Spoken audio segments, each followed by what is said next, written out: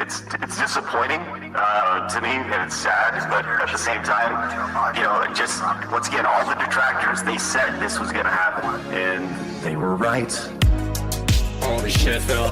The detractors. They were right. Holy shit, Phil. Your detractors. They were right. Holy shit, Phil. Do you hear yourself right now? They were right. Like, we totally fucked him. No, fuck all that noise. Get you a bottle of gin from Total Wine. Fire up your TV. Drink your gin. Drink your gin. Consequences have actions, Pep. Here's what you gotta do. Drink your gin. Drink a Pepsi later on. Play your fucking WWEC champions. Consequences have actions, Pep. Holy shit, Phil. The detractors. They were right. Holy shit, Phil. Your detractors. They were right. Holy shit, Phil. Do you hear yourself right now? They were right. Like, we totally fucked him. Stop being a fucking victim. You fucking bitch. You fucking asshole. Own your shit. Own your shit. Own it. Holy shit, Phil. The detractors. They were right. Bitch. Holy shit, Phil. Your detractors. They were right. Bitch. Holy shit, Phil. Do you hear yourself, bitch? They were right. Like, we totally fucked him. You're still in mission 1. No, I'm not gonna let you lie. I know you're lying. I'm gonna pick on you. I know you're lying. Being dishonest and begging for money. No. And people wanting justice. He is not a real person. He is not genuine. He is not honest. He's a scammer. I just see a scammer. They were right. Holy shit, Phil. The detractors. They were right. Holy shit, Phil. Your detractors. They were right. Fuck all you hoes! Holy shit, Phil. I just see a scammer. Begging. Like, we totally fucked him. Alright, I'm done. I'm done. I understand everything now. I know why there's this hate wave on him, and it's been on him for years. It's because of this bullshit.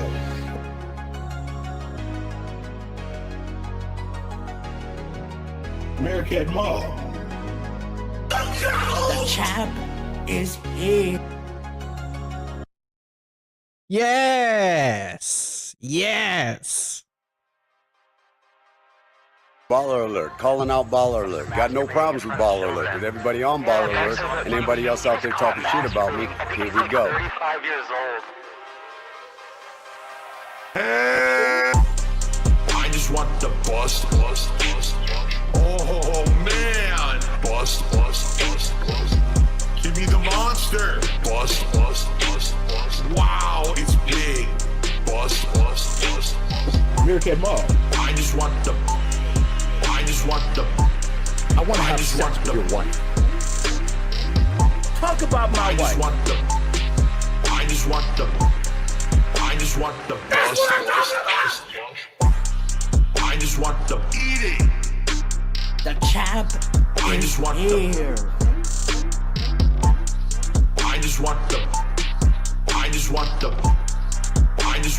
I am fucking American Mall. eating. Kiss my fucking ass and lick my balls. Fucking eating. Oh, he's doing a meme. Oh, this is cringe. Eating. I just want the bust. Oh man, bust. Give me the monster. Bust. Wow, it's big. Bust. You're milking a human. I just want the. Humans are going to be milked today. The milk shall flow. Yes. Oh, we got another one!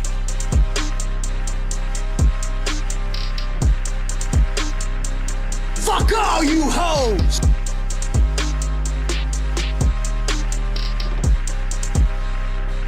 American Mall. Yes, correct. Okay, more music. More music. I'm not ready yet. I think I am, but let's listen to some more music. Sounds good to me. I'm just picking which. It has to be something thematic that has something to do with something. But I can't find it, dude. I don't know. I'm so confused right now. I haven't milked the human for so long. My hands have become tiny and weak. Can't even grab the teat anymore. Help! Give me your mailing address. I want to mail you a spoon so you can eat shit out of my fucking ass. I'm tired of people saying that because I am who I am, I can't say a factual observation. Shut the fuck up. Meerkat Mom. Who? Eat it. Kiss my fucking ass and lick my ball. Eat it. Fucking eat it. Oh, he's doing a meme. Oh, this is cringe. Eat it. Eat it. Eat it. I am fucking based. Lick my ball. Eat it. Fucking eat it. Shut the fuck up. Take your fucking ass and eat it. Eat it. Kiwi Farms. I want to mail you a spoon on a daily fucking basis. Phil's a racist, Phil's a sexist, Phil's this, Phil's that. I am who I am fucking based. Eat it. Kiss my fucking ass and lick my ball. Eat it. Fucking eat it. Oh, he's doing a meme. Oh, this is cringe. Eat it! Eat it. Eat it. Eat it. I am fucking based. Eat it. Fucking eat it. Shut the fuck up. I am who I am. Eat it. Eat it. Eat it. And I had a segment where I got incredibly animated and All right, let's get incredibly animated. Let's hear that intro. Let's get that intro. Yes! Introducing... the chocolate starfish. Meerkat Mom. Who? Yes! Welcome, everybody. Welcome, welcome. This is Swaycast number 70. And today is a very special Swaycast. Because DSP played Champions on stream on a sock account. This actually happened. This actually happened. If you were in a coma and woke up like 10 minutes ago, this literally happened. This dude made a sock account so he can, I guess, like, ironically play Champions on stream. I'm not even kidding. I'm not even joking. Look at this. He actually did it, bro. He actually did it. With the king. He made a random shitty fucking the king DSP account. And he's not even hiding it's a sock. I mean, obviously. He's not trying to pass this off as his main. So, obviously, of course. And after this, well, let's go even back. There's so much shit happened. I'm gonna need like a 16-hour stream to cover this, and I'll only get through like 2 clips. What happened? He talked to Null from Kiwi Farms. Derek is fucking banned. Yes, you got that right. His son, his illegitimate son Derek, is now banned because it turns out that that guy's a pedophile allegedly or something. So the champ is no longer here. He got felted. And that's just because people pressured him enough to do it, because otherwise he thought he would lose his friends. Yeah, that kind of happened. Then he said that they disowned Jenna. Jenna has been disowned officially. We have that statement from the Burnell family. They have disowned a member of their family, which is super inclusive and makes their family even more real than it was. And today, like an hour from now, the king is going to be talking to the Keemstar. And this is going to be the universes colliding and clashing and exploding in a toxic inferno. It's going to be amazing, you guys. I promise. I've seen the future. I can tell you it's going to be the best thing ever. So I wanted to check out this one clip of him playing Champions because he literally fucking played Champions on stream. Literally did. Yeah. It actually fucking did. And now his channel looks like this, by the way. His channel is just like a full-on drama channel, which is such a huge turn from what he used to do. You know, the kind of awesome, meaningful content he used to do. Is this meaningful? That's the question I have for him. Is this meaningful? The new epic animation for the King streak.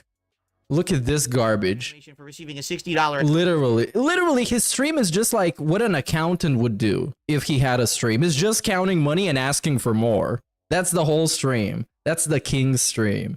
And obviously, like I said, if you're in a coma and woke up like 10 minutes ago, look at his background. This is how he looks like right now. It looks like a fucking actual Twitch thought with an actual temple to himself, a shrine to himself. Look at this photo in the background on a little pathetic LED screen with a nice little crown. And even the ghost has a crown. The Wolverine doll should get a crown too. Everything should have a crown in this. So let's play that. So epic, bro. Then, ladies and gentlemen, are you ready? I'm not. I'm not ready. Please don't show me. Ready for the new King Streak animation. Yeah, and he's been drama posting on Twitter. Oh, bro, and I forgot about this. He went on fucking... hold on. He was in Duty's chat the other day, felting Duty. And then Keemstar felting Duty. It was like total detractor death.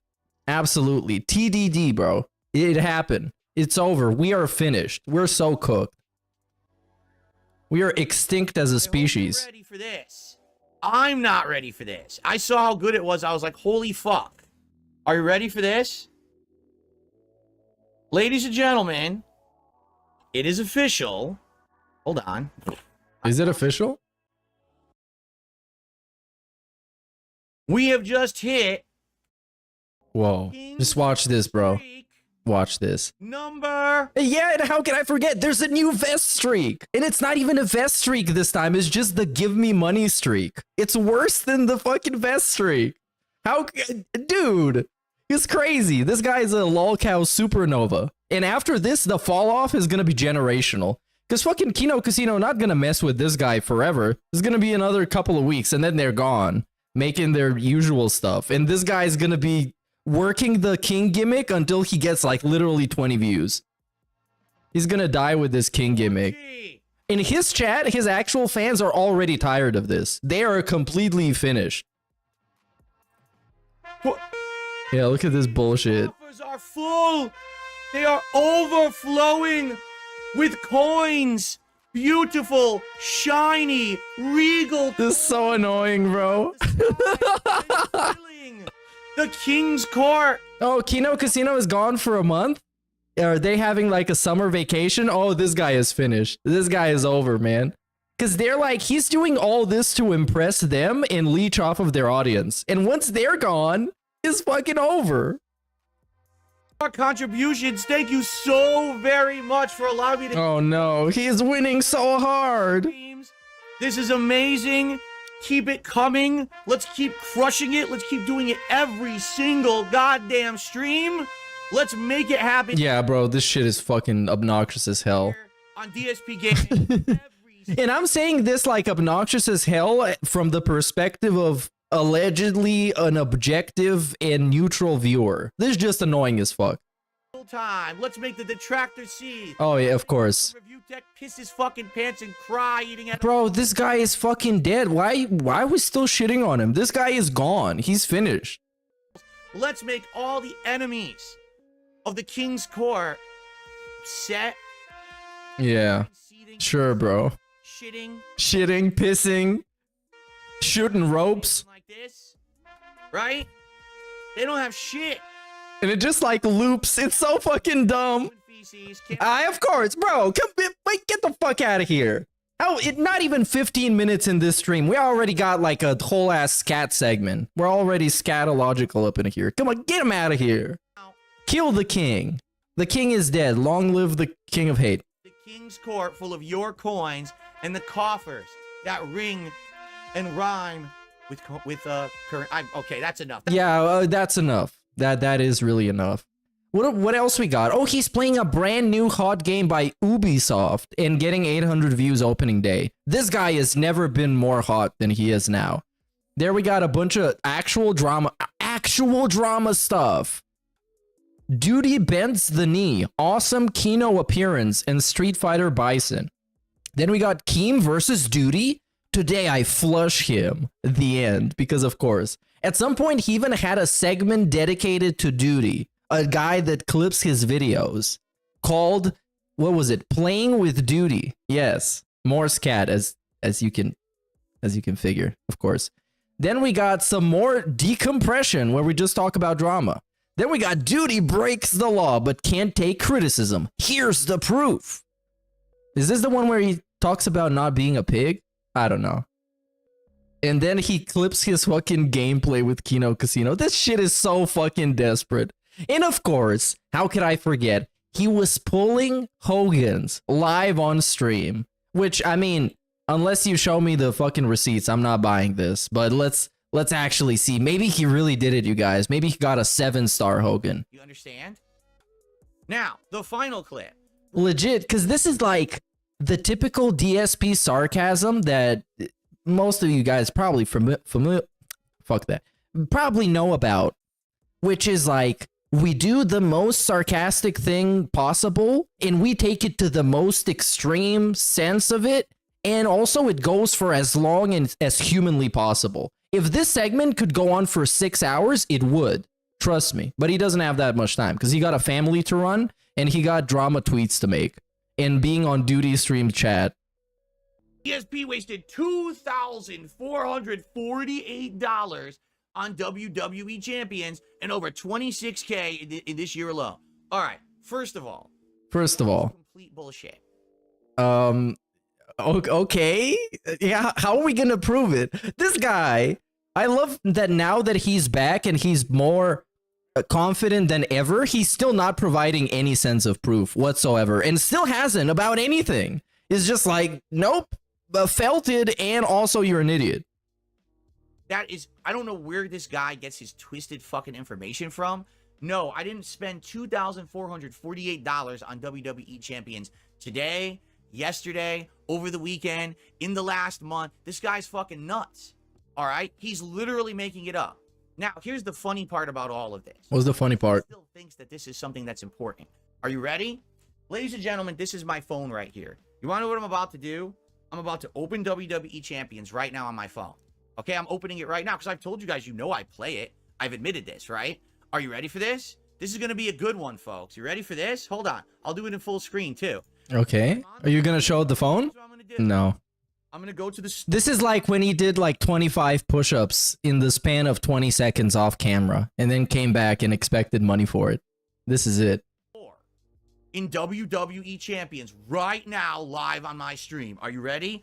I'm going to buy a pack of coins. You ready? All right, here we go. You should buy a pack of hair transplant vouchers, bro, because this shit ain't looking good. Oh my God, here we go. You should buy a pack of tickets to Turkey. I purchased a pack of coins in WWE champions live on stream, everyone. Can you believe it? Oh my, are you ready for this? Folks, I'm going to the loot. I'm not ready, don't do it. I'm actually going to the Unbreakable Dragon loot, and I'm going to pull for WWE champions live on stream. The Hogans are about to come, brother. Are you ready? Oh, they are about to come, brother. They definitely are. God damn it. This dude, there's been so many fucking quotes, man. If I had the time I needed, which is about 2 weeks, I would have clipped all of them. And I would have made like 16 soundboards and 38 albums. In 3, 2, 1. Oh. At least show me the pull. Show me what you got. Got some shards of this fucking guy. Who is this? It says him. Who the fuck is this guy? I don't even know. It's one of the newer... Carmelo Hayes. I got 100 Carmelo Hayes shards. Oh, shit. I didn't get a Hogan this time, brother. Can I tell you something? Oh my God, bro. Nobody fucking cares that I... Actually, many people care. Like, what do you mean? How does nobody care when you're asking for money to pay your bills and then you play a mobile game? A fucking Candy Crush. You're a middle-aged man. What do you mean nobody cares? WWE champions and or spend any. If anything, they should care enough to laugh at how much of a loser this guy is to do this shit. If he like openly admits he's doing it, he's even a bigger fucking loser. Because at least when he used to deny doing it, people will be like, okay, well, you don't know for a fact he does, but now he just admits it. Yeah, I'm going to take the money you tip me that I say is going to my bills and I'm always low on, and I'm going to spend it on shards for a guy that I don't even know. What a fucking winner. This guy rocks. Money on it. No one. Only my fucking detractors care. No one cares. By the way, this is the best logic. No one cares aside from these tens of thousands of people. No one. My fans, my viewers, they're here to watch my podcast. They're here to watch my content. They're here to see me play games. They want to talk with me and hang out. They don't give a fuck what I do with my money. None of the... I could have 4 Lamborghinis outside of my house. I could have fucking... Yeah, you could have if you didn't spend the money on fucking Candy Crush. Yeah, that is a good point. Helicopters airdropping... If he had 4 Lamborghinis, I would think he's a baller. Because he still wouldn't pay his taxes, but he would buy Lamborghinis. That would be so baller, dude. That would be awesome.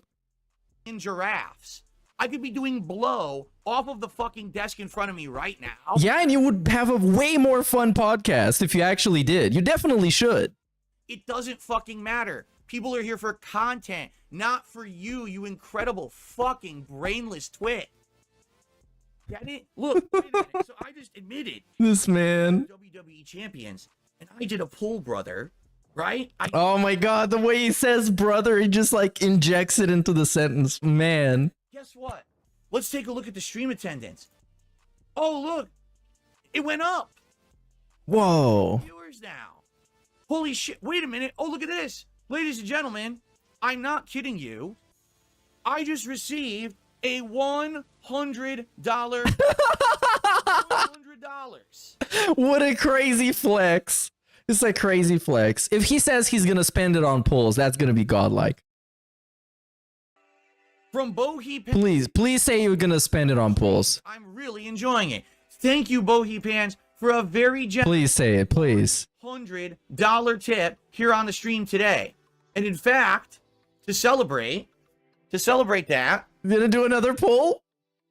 I'm gonna pull some more Hogans. We'll pull some more Hogans later. But hold on, because I screwed up. Oh my god, man.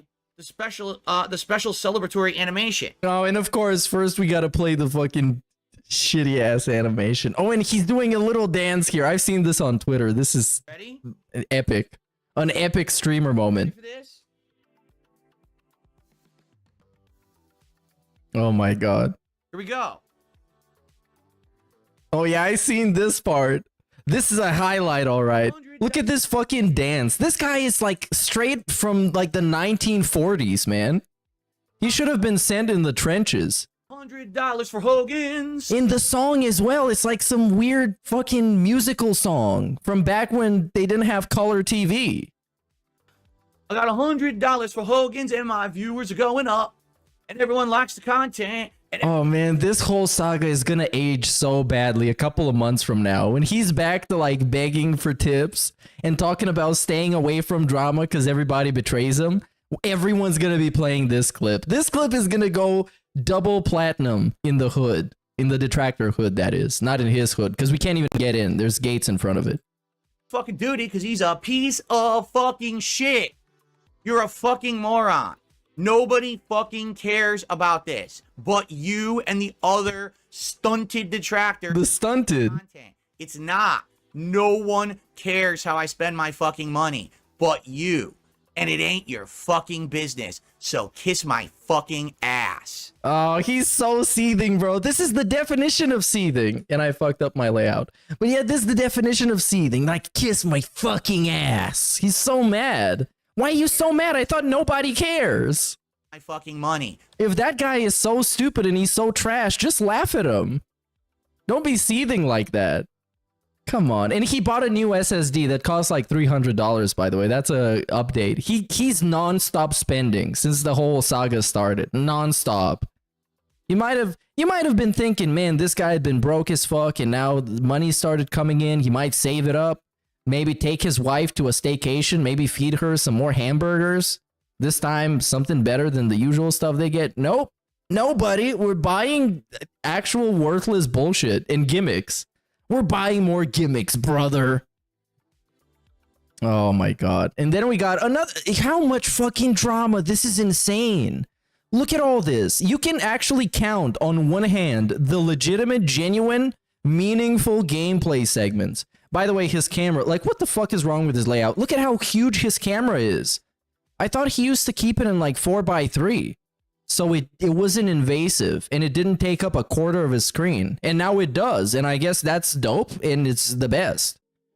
It's so terrible. So we got some Street Fighter stuff. We got some Star Wars stuff. Clearly, the meaningful audience doesn't care about. And then we got drama. 1, 2, 3, 4, 5, 6, 7, brother. 8, brother. 9, 10, 11, brother. This one got duty on the thumbnail, too. 12, 13, 14, brother. Wow. And then we got some non-drama Wukong where he's like, looking like he's jerking off 2 dicks at the same time in this thumbnail. This one is something else. And then we get Black Myth Wukong. In this one, he looks like he's touching 2 breasts at the same time. So now the gay vibes negate each other. Then we got some other Black Myth Wukong thoughts in secret level trailer react. He's watching videos. Bro, he's just straight up stealing everybody's gimmick. This is crazy. Yeah, and as far as I've seen, also, Jade doesn't like the new content. And you know, if Jade doesn't like this shit, it trash. It time trash. Then we got a bunch of like buying stuff streams, and we got a bunch of setting up stuff streams. Oh yeah, this one. This one is... Yeah, somebody edited this for him. A time lapse. Time lapse of hate. Oh my god, this is... when it's zoomed out, it looks even more ridiculous. Looks absolutely embarrassing. Oh, Jesus Christ. Let's see if this guy has gone live. And if he has, it's probably just going to be music anyways. Oh, yeah. He's going to make... Oh, no, here he is. Because I feel like that's only fair. Again, I don't want to be distracted. I don't want...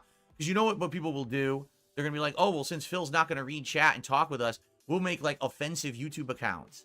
And we'll start doing super chats. Yeah, don't get your hopes up on a lawsuit against DSP. That shit's not happening. Come on. Now, That's silly as hell. It's not making it to court. And if it does, I'm glad to be wrong. But I don't think it's going to be, brother. Not going to be my concern. Once the, you know, interview conversation. I call it conversation. I really don't feel like it's going to be an interview. I feel like it will be. It's going to be the first actual conversation that I have with this guy. Because what we did on Side Scrollers last year was not a conversation. Yeah, it was. Stupid. All right? This will be a real conversation for the first time ever. All right? Oh, I need to get his chat up. So, for all of you who are contributing, I am going to shout you guys out. And we are going to do stuff now. But then when Keem is on, everything gets... Yeah, I'm going to do some shout-outs now while nothing is really happening. So, big ups, Copeside Phil for the 2. Snitch Star will glaze Phil more than Kino Casino does. I don't think so. I think he's going to be fair to the best of his ability. And I'm not exactly sure how much that's going to be, but he's going to push back on some shit. And I'll probably have the camera enabled in OBS, and I'll restart the stream and everything. Big ups, Lil Greasy for the $1. Did you watch Pig Road struggling to defend Derek on the Kino Casino stream? Apparently he's banned now. He is banned. And I saw a very brief moment of it. I'm going to watch that on stream at some point. Probably not going to be today, though. Take that opportunity then to actually shout everybody out. Shout out 2-second guy for the $1. It's an honor to be in your presence, Lord Meerkat. The world has gone to hell without you. Has it really? Can I offer you a duty pack to smoke while you rest? Your worry head. I don't smoke cigarettes anymore. But thanks for the offer, dude. Big ups to Keem for the 5. I feel like Philly Boy's gonna get felted by his naivety. I think so too in the end, ultimately. Justice for duty and let's go super crazy. He's suing DSP. Yeah, don't get your hopes up on that. That's not very likely to happen in the court of law. But in the court of public opinion, Phil is guilty and he's a bitch. Big ups Nervous Noodles for the $1.48. Big ups to the king of Microsoft. Welcome back. Thank you. Big ups Lion Robot for 6 months. Snorting Cat for 1 month, in Meth Bear for 4 months, who says Meerkat Macedonian who? And this is just a tech support stream now. When I was doing that, So yeah, this shit is trash. Big ups to Jade for the $1. Hi Meerkat, I know feel 100. Me miss gameplay and fun. Chill, no more long. No interactive fun, feel bad. Well, I hope you feel better, Jade. We're gonna be here and having fun on level 1 million. those guys were saying it wasn't freezing. So I don't know what. Big ups, yes. For the 2, we have just hit the South Tower. Yes. Basically, Big ups. Big ups, Lion Robot for the $1.99. Big ups, Meerkat the Goat has returned. Welcome back. Well, welcome back to you. yes, I'm not kidding. That's what I was saying. That was not in the message. I have a brand new PC that's a gaming PC, and that's what I've been gaming on. That's a gaming PC. And it works really well. But I'm going to keep my processes separate. One Why? for streaming and capture. Didn't you beg for a new PC to stream off? Gaming. Uh-huh. I'm going to migrate this old PC to another PC that I have in the house that's like 2017-ish that runs on Windows 10. I'll probably even upgrade it if I can to Windows 11, and it has much better stuff in it, and it's going to be just better overall. No, it won't be. That's just an actual lie. We're just actually lying. I was gifted a webcam. I was gifted a gaming PC. Was gifted a body. Talked with the guys from Kino Casino. They were interested in having me on. I went on their show. All of a sudden, public opinion started to flip. We did the co-op React to Rich. Boom. Giant attention for the first time in 10 years. And then it just kept rolling and rolling and rolling, right? Keep rolling. Yeah, I know we be fucking begging for tips right here. A migration from an old PC to Is DSP. would probably take several days. Because I would have to figure out what are all the elements that I use to stream. There's probably hundreds of them. And make sure that I have them stored somewhere, transferred over to the hard drive of the other PC. Yeah, bro, you don't actually have to do any of that.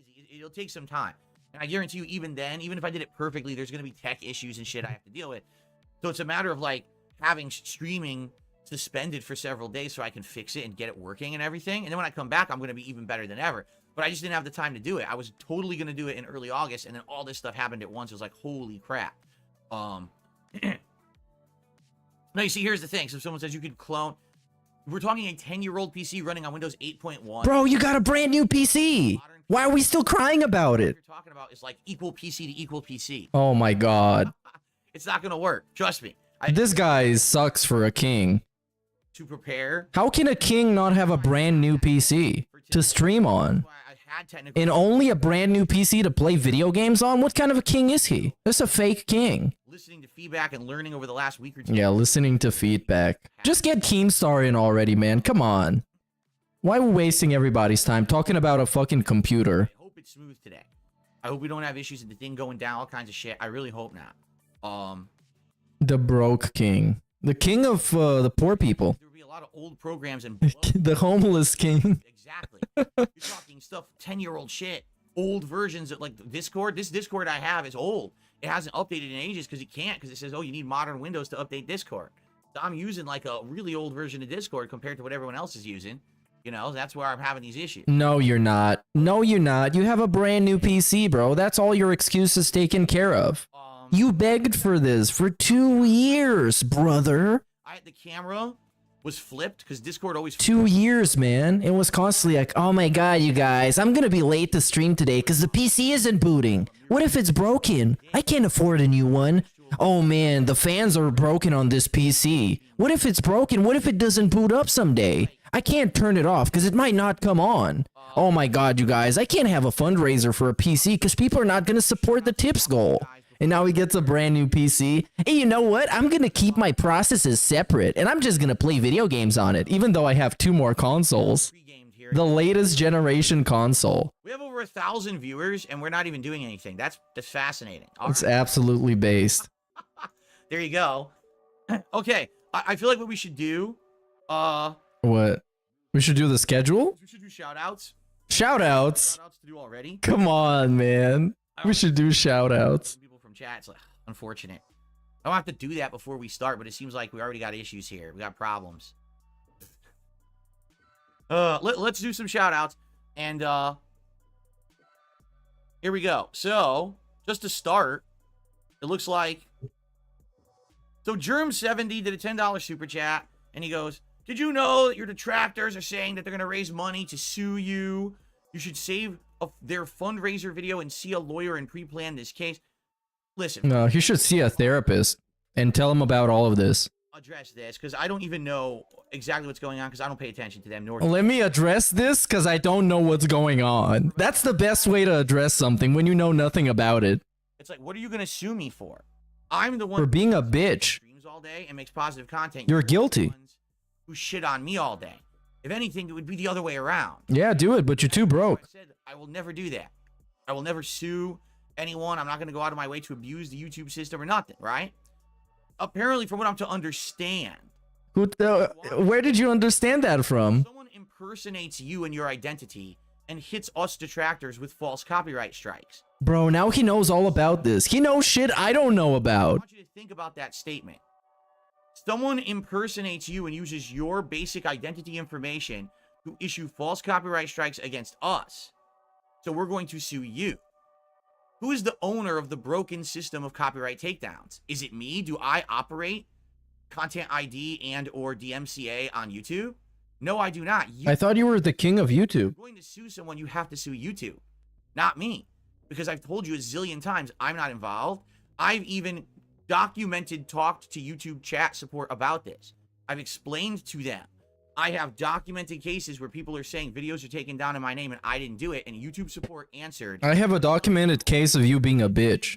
So I'm suing you, bro. Do anything whatsoever about this. You better watch out. Don't go outside, because I'll be waiting to serve the papers. You've been served and you've been felted, sir.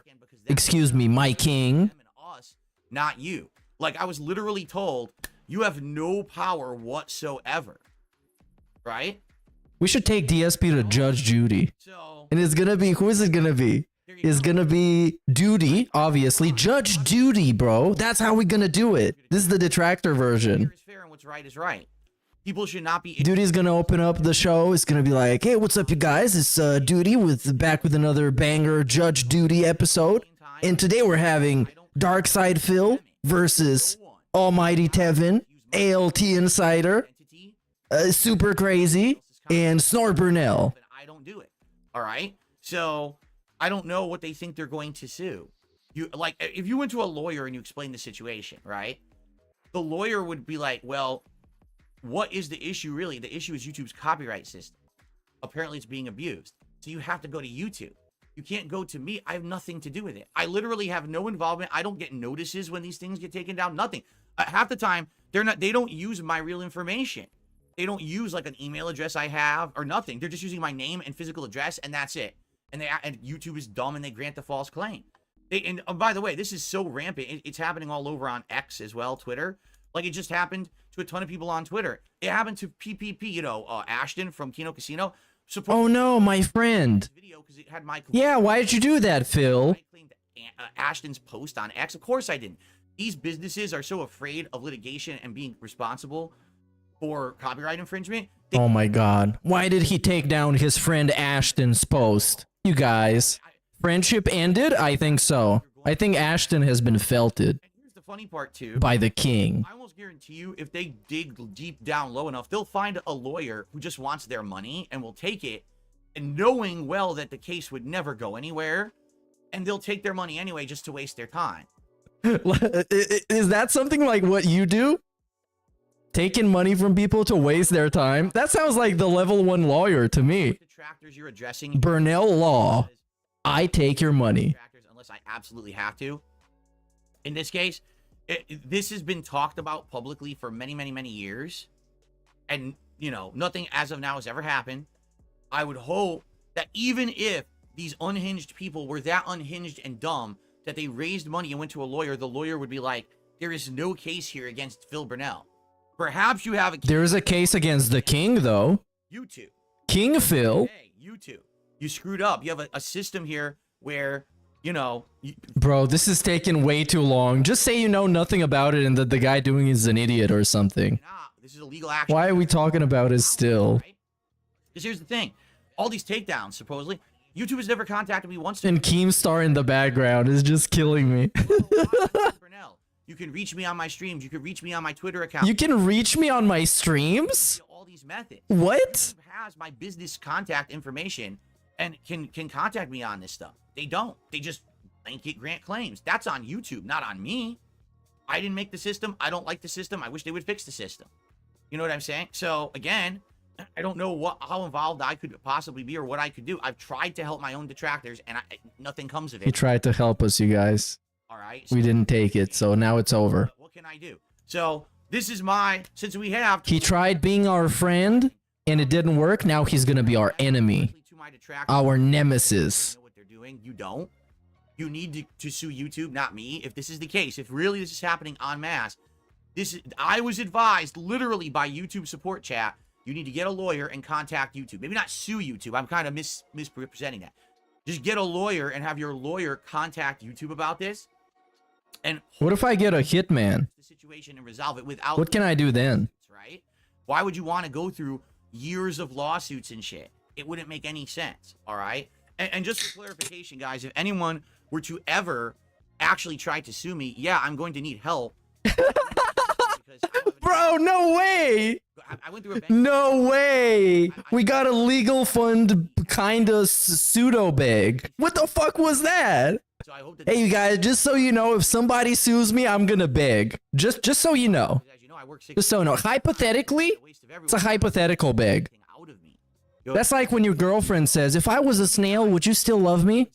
You know you're not gonna become a snail, but you gotta, you know. I hope so, because I want nothing to do with this. I never wanted any. Babe, if I become a snail, please love me. Don't take down their Twitter. You're gonna have to love me. Care about this shit. I'm not involved in it. No, bitch, you're gonna be a snail. What do you mean? Got that out of the way. Perry the White gifted 20 memberships to the community. Thank you to Perry the White for supporting and But are they real memberships, or we don't even care anymore? We don't even care. Touch the Sonichu medallion. What?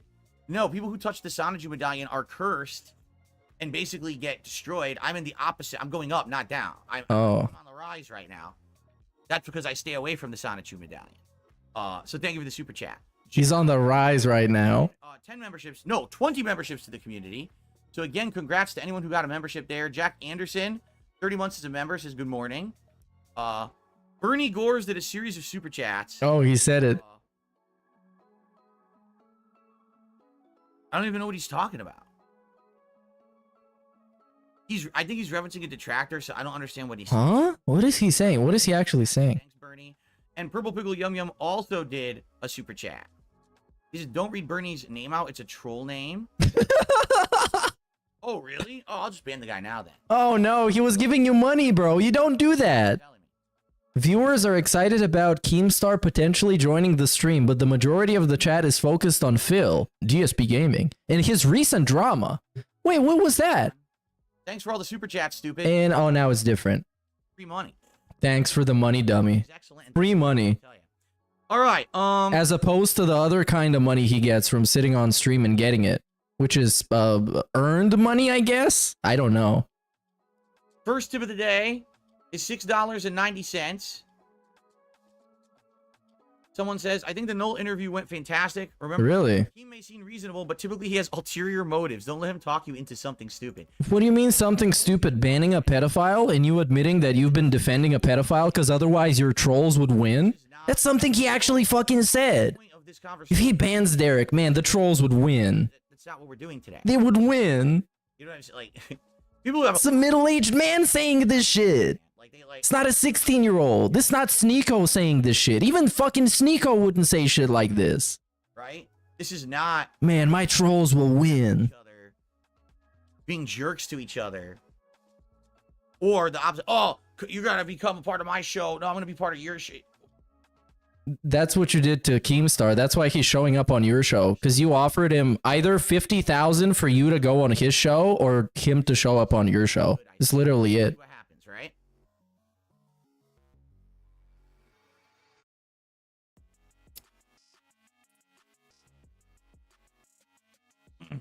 Shoutouts Copley for the $1. Do you think Jade is enjoying the King streaks? Him interviewing Keemstar and appearing on Kino Casino to shit on Review Tech USA. Like I said already, Jade hates this shit. He might not even be here today because he just likes chill and drama. Because DSP manipulated him for years into liking that, and now he's not doing that anymore. I was scrolling all around it. Chill and not drama. That's what I meant. My bad. Big ups Cody Taylor for the fight. For someone who doesn't play WWE Champions, he sure knows the lingo and terminology very well. Well, he admitted multiple times that he does play WWE Champions, including to the side scrollers. He just straight up said yes. Super chat, and he said, So yeah, he just isn't down from the rafters. You see, he just has a different other account, a different one. give two shits. You know, I'm certainly not going to be doing anything in regards to like that kind of shit. So, and Smarty with the super chat says, I love fat women, but I love the king more. Okay, well, the king has a fat woman, so you gotta love him twice. Thank you for the super chat regardless. Okay. He owns a fat woman. So that gotta count for something. That's a win. He is winning really hard in life. Working. I'm shocked. I did not. If he was Jamaican, man, those cheeks would be clapping eternally. It would be a fan. They don't even need an air conditioner. They would just have the cheeks clapping. Expect this at all. I thought we were gonna have tons of technical issues. But one thing, I want to test this because a couple things I want to test. So when I'm going to get Keem on here, When is that gonna happen? Are we still teasing everybody? no personal information gets shown. I have no clue what's on Discord because I don't use it regularly for this kind of shit. So I just want to be sure that like when I'm inviting him on, that it's not like, oh, now it shows a bunch of shit. Now we're all fucked. You know what I mean? So I'm gonna leave it like this until he's on, and then I'll go like this, and he'll be on. You know what I mean? I actually don't. I didn't get that at all. Mute the mic when like Discord is live. Like I don't know how I can mute my mic. Like for example, I Just mute it in Discord. where I get Keem on here, but I don't know how to mute the mic so that so that you can't hear it on Discord. So if you hear some mysterious sounds from across my home, you know what it is. I'm telling you what it is now. I don't know. I really have no idea how to mute the mic while I'm still like broadcasting. Okay, bro, we get it. Just, I don't know. Just don't mute it. Who cares? You used to just leave it on all the time. You never muted it. I'm not kidding. I actually need help on how do you mute the mic. Oh, man. Does anyone know how to do this? You mean in Discord? That's like the easiest shit ever. Is the Discord screen? Yeah, just press the mic icon. The fuck? Where's the... This dude is so slow. Like, do you see anything I could do to mute a mic? I don't see anything to mute the mic at all. What do you mean? The mic! The mic icon, brother! Go into the settings and keybind it. We're a little late for that. No. What are you, stupid? I don't He can't even find the icon. You're talking about key bindings. Oh man, this already like a 6-star stream. It can't even get better. There's no way this is gonna get better than this. I don't see a microphone icon anywhere. Wow, this is generational This content. is all I have. This is gonna feed the streets. Is that a microphone? Hold on. The streets. See it. Hold on. Where are you going? Oh, he can't. Oh my god. He can't even see the UI. And now we just got this. We got the fucking ghost in a photo of Keemstar. Yo, this is hot. This is the hottest level of content I've ever seen. Nice. This is not even level 1. This is level unlimited. I know. He cheated. I'm an old idiot fart. I'm just getting into this shit. He's an old fart. That's what I mean. Like, you would think. Listen, if for 10 years I wasn't systematically Man, look at this content. by people on the internet, And now now we're just deflecting and making it about fucking harassment. I thought you owned those people. I thought you won. What happened to winning? What happened? would have been like having conversations with other people on the internet. Uh-huh. So, wait. So he didn't learn how to use OBS because people are trolling him? Is that really the deflection we're going with? Okay. Doing collabs. Of course I would have. I would have been using Discord all along. You've been just talking to people about your fucking viewers in your secret mod chat and talking to people about WWE Champions in the WWE Champions servers. I would have known what the fuck I'm doing. But literally for 10 years, I couldn't do anything. You know what I'm saying? Like, I just had to sit here by myself, doing my own shit. No, I couldn't do anything with anyone. And now, obviously, that's all changing. Remember, one of my ideas last year was that when I launched my DSP Reacts channel, there was going to be long-form reacts to documentaries. There was going to be a weekly clip show. Both of those things I'm doing. But there was going to be a show called DSP Asks It, where I was going to have guests from all over the world. I'm so glad he brought this up. I had from friends from the past, people from the Street Fighter community, people from the YouTube gaming community, people from everywhere. I just wanted to have them on the show and just have conversations with them. Why didn't he do that? Because there was too much drama around him. And why is he doing this right now? For drama. This is drama. I thought it was going to be a really good idea, a really good show. Oh. And I couldn't do it because I went on side scrollers and they basically fucked me. Oh, they fucked him. It was a gangbang.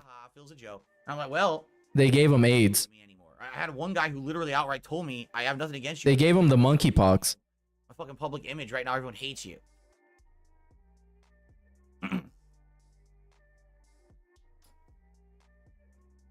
Sure, man. Whatever you say. You know, and of course, some people in the chat now are throwing out suggestions of people to collab with. Let's not get ahead of ourselves. Absolutely, there's tons of people who would be Let's just focus on the current drama, okay? Let's not get too crazy. for sure. You should talk to Turkey Tom. Okay. So here's what we should do. Like I said, I gotta use the restroom before we begin. I want to do that now. So let's Okay, go piss. don't go anywhere. I'm literally Oh my in god. the restroom, and then we're gonna come back Yeah, okay, go away. for the interview. All right. So What do you mean we're gonna get ready for the interview? What do we have to do to get ready? I guess he has a list of questions. Keem, supposedly that's how does it feel to pay your bills with blood money? I recommend all of you go. You should do that. Everyone take a little break. We'll be right back. Oh, you should also go to the bathroom. Okay, everybody. Okay, class dismissed. It's bathroom time, brother. Okay, go away. Go away. Oh my god.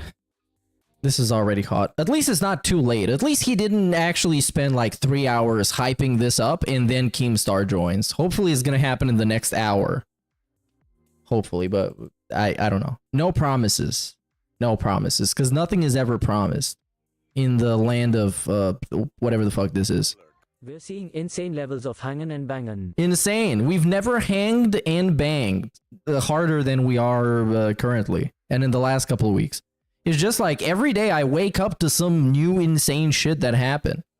And I don't even know what to say about it. It's like, well, this happened right now. He talked to the owner of Kiwi Farms and admitted that he knew that Derek was a pedophile and he didn't want to ban him because that would make the trolls win. I guess, wow, this is the guy who constantly talks about morality, right? Hey. And then we talked about Jenna. Why are people posting stuff about Jenna on my forum? What does that have to do with me? I don't know. Nothing, I guess. They should have posted it on her own forum. She should have one too. I agree. There's so many posts in the Jenna Kiwi Farms thread. That would be hype as hell. Big ups J-Dog. Big ups Cody Taylor, 22 months, dude. Baller alert. Hello Belgian boyfriend. Today we I'm Belgian now? seethe, cope, and cry because a 42-year-old man is finally making around $300 a day, an amount after which isn't great, and I make more than Plov.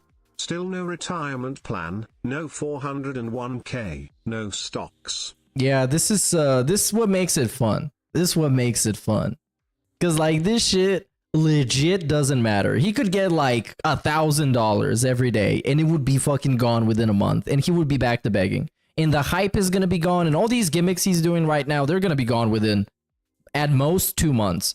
And you know, somewhere in between the June the King documentary is gonna happen, is gonna shit all over him and we're gonna be starting from the beginning. Like, man. So yeah, that's why I don't think it's worth getting mad over this. And also why it's not worth getting mad over this, because once I close the tab, he's not even real anymore. He just lives within the confines of my browser and all these 4 tabs that I've opened. And this tab where he's not even here. He's supposed to be here, but he's not even here. Well, you know who's here? Keemstar. Killer Keemstar. The GOAT of online drama content. And let me tell you something, brother. I was talking to Keemstar. I had a stream with Keemstar, not to flex or anything, but I was there on the May the 1st. Everyone remembers that stream because it was the best. where many amazing things happen. So watch that. Anyways. Baller alert. Let it happen. Discovery alone will finish him. I don't think this is going to get to Discovery. I don't think there's enough in the case to get to Discovery. But then again, I know nothing about American law. Maybe it will, but I don't think it will. But maybe it will, but probably won't. So don't actually expect anything. If something funny happens, then something funny is going to happen, and we're going to laugh. And if nothing funny happens, then it's like, nothing funny happened, man. It kind of sucks. I wish something funny happened. PPP, I really need your guys' help to pay my lawyer now. Please tell your fans to tip me. Yeah, he's gonna ask Kino Casino to make a fundraiser for him. Because if he makes a fundraiser for himself, it's gonna prevent people from supporting him. So everybody else gotta fight his battles. But who knows? Maybe Andy and Triple P have a lawyer friend whose name rhymes with Mick Nikita. Perhaps. If that guy isn't in jail yet. I don't know what happened with him. What actually happened with this guy? I think he's still on trial. Who knows? Baller alert. Phil and Cat, aka the beggar and the pegger. The beggar and the pegger, dude. I'm still getting over the fact that Cat used to have a gun. I imagine Cat with a gun, just like waving it in people's faces and stuff. It's like, give me that fucking burger right now. Give me that KFC bucket for 2 right now. Man, that's something else. Big ups Lord Kane 666 for the 10 months. So, let us go and watch him play some champions. Like, actually, I can finally say this. Isn't it crazy that I can say, let's watch DSP play WWE champions, and he actually is. But he just made some random brand new account. Well, it's so new that it doesn't even show in the back end of the game. Like this window you're seeing on the left side, the dashboard, special offers, whatever. When you type his name in the search bar, it's not even showing up. That's how new this account is. not working. I mean, Because I thought this guy would be smug enough to show us his real account, but he won't because he knows what his real account is. And it has something to do with the rafters. new account, here it is. You can play it in the browser, so I'm able to play it live on stream with all of you. And we're going to be doing it for the very first time tomorrow night on this stream. We're going to pull for some Hogan's, brother. Or are we? Because as you can see, when the game starts... What the fuck was that? Oh no, that was from him. In order to unlock He got an update. Right now, I'm not able to join a faction. I'm not even able to participate in any of the... Oh, he's going to be doing the shitty-ass Champions tutorial on stream. Right now would be worthless because it wouldn't count towards... Pulling would be worthless. ...new character. And that's stupid. Obviously, you want to get credit for events and things. It's so wild. Primarily, it's going to be us starting fresh. All right, everyone, I'm coming back. Oh, he's coming back. He's back, brother. Unmute the mic over here. Oh my god, this is so dumb. Get this out of here. Sometimes this, maybe Friday night or on the weekend, I'm going to do a stream watching the thing. The thing with Null and whatever the fuck else happened. I can't even remember. Get up and running here. So much in so little time. And so many Hogans. Pre-stream, like this pre-game video was a separate video. I'm going to make a different video, obviously, for the interview for those who want to see it after. Although, it's hilarious because the guys from Kino Casino were just talking about this on their show the other day. They were like, it's so ludicrous. People literally get your shit and clip it and upload it to their channels before you have a chance to. It's true. Like, yeah, but you never used to clip stuff. Content, but I'm also broadcasting. There's no possible way I could upload my version of this right now to my channel as like a video to watch because I'm still broadcasting. But these fuckers, what they do is they sit there and they clip your show while you're broadcasting, and then they post their shit on their own channels first. And it's like, so you stole my fucking views. How the fuck does that make any sense? And why is that allowed? Why do you care about this right now? You've never thought about this before? Before your buddies pointed it out? Notoriety for it. But I thought it was for a different demographic. I thought it was for a different audience. You think your fans are gonna watch Snort Hogan? That's just a constant problem, you know? You think your fans are gonna watch Hate Army? Where the title of the video is like, Cat is now morbidly obese and dying? You think they're gonna be vibing to that? Maybe they will. I don't know why. If he actually thinks they're NPCs, which I'm pretty much sure he does. So guys, I'm about to try to get Keemstar on. It seems like he's ready. Okay, we're about to bust. 11 a.m. he would be ready. So I needed to get everything worked out. We got everything worked out now, right? I'm once again going to lay down the ground rules before we begin. This is a civil conversation between him and me. This does not have anything to do with you guys. Therefore, I'm not going to be addressing chat while I'm speaking with Keemstar, okay? In addition, right now, I am disabling all pop-ups on the stream, so that way we don't have, you know, messages trying to, people doing, oh, I'll super chat with an insulting name towards everyone and, you know, get everyone pissed and shit. Who is everyone? Darkside Phil? Please do, by the way. I appreciate that. I will read out and address all contributions after the interview with Keem is done, and in a separate thing. We're gonna basically have our go here, and talk for a bit, and then after that's done, and once he's gone, then I will do a segment where we do all. It's called decompressing, right? Like basically, I'll read out all your shout outs for all your contributions. I'll answer questions. We'll do that whole segment after Keem is gone. But this has to be him and me having a civil convo. He's giving me his time. I'm going to respect that. I'm not going to turn this into a fucking shooting gallery of haters of his trying to attack him and stress. When is that gonna happen? Where are his haters? Why don't they attack him on their show? And instead they're gonna attack him on Darkside Phil's show. But he just said that because that's what he believes the side scrollers did. So he's trying to be better than them. Have to do that. Obviously, I want you guys to be able to talk in the chat, but I will leave it at the discretion, because I think we have a couple moderators here. I'll leave it at the discretion of the moderators. If they feel like we need to do that, go right ahead. I'm not going to take the power away from the moderators to change this chat if we need to. And if I see it too, if I look down and it's just like, fuck Keem, you know, that's fucked up. He's a guest. You got to treat the guy with respect, okay? You have to. You didn't treat him with respect. When was the last time you treated him with respect, buddy? Okay? So. Bro, he said like the most heinous shit about Keemstar. Okay? Legit. Like actual slander shit. And now it's like, you gotta treat Keem with respect. And if you don't, I'm gonna shit on you and ban you from my chat.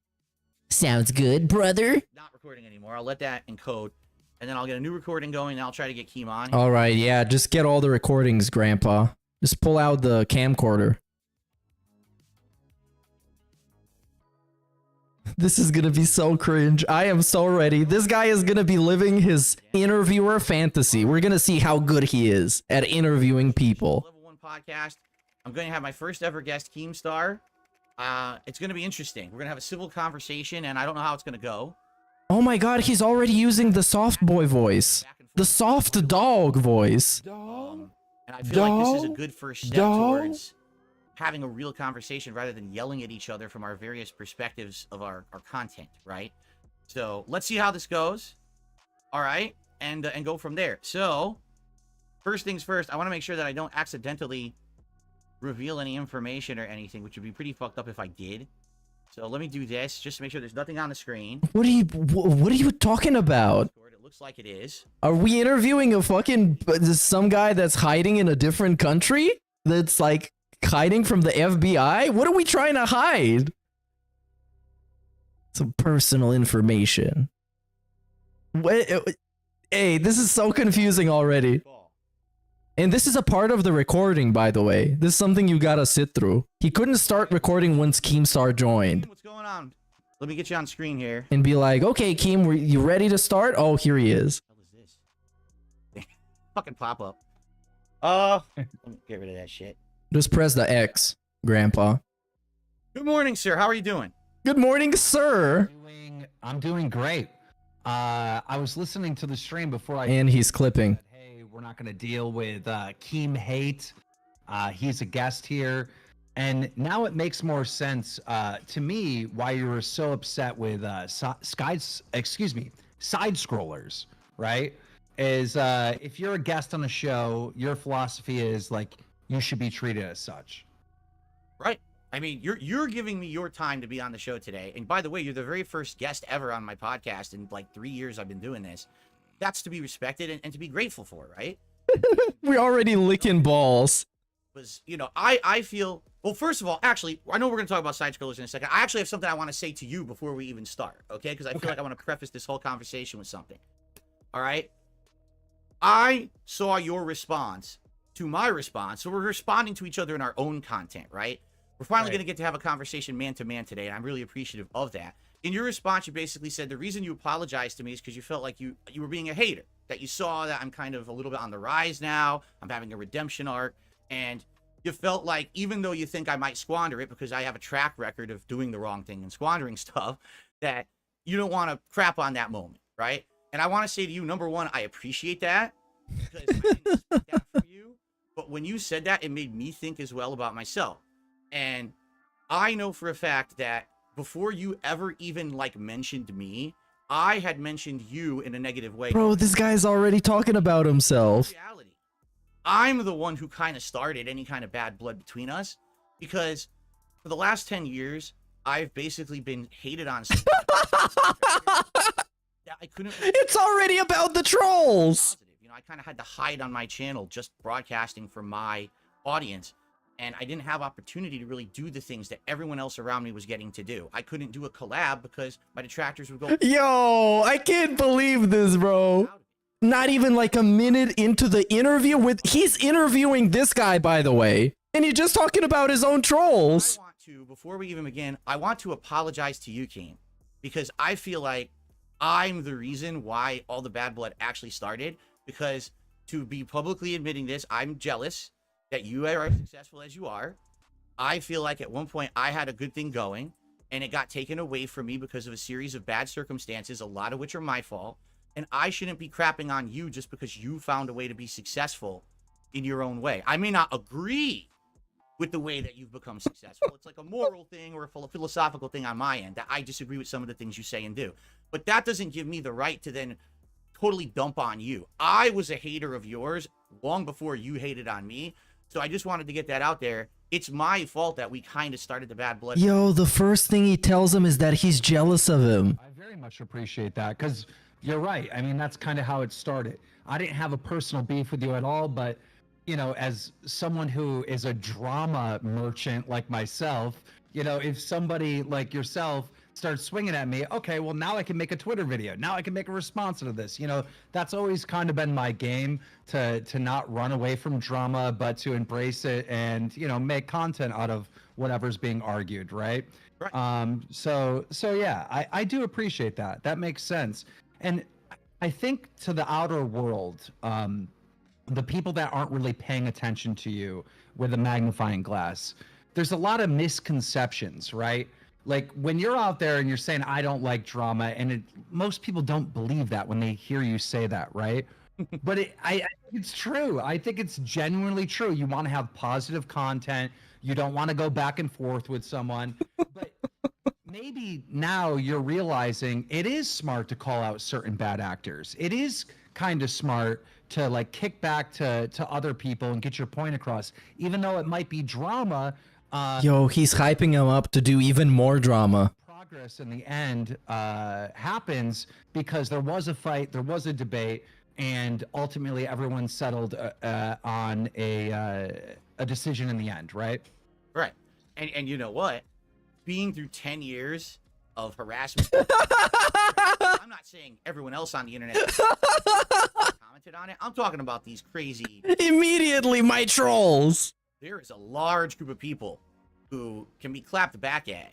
And I think that now what's been going on with Duty this week... He looks like he's about to start crying. ...that now happen and unfold in the public eye. And like, oh shit, Bill actually said something and that got other people to look at it. And now this is all happening. Because you're right, I don't want to be involved endlessly in a drama sphere of people attacking each other and being at each other's throats. That's not the kind of content that I've ever wanted to make on YouTube.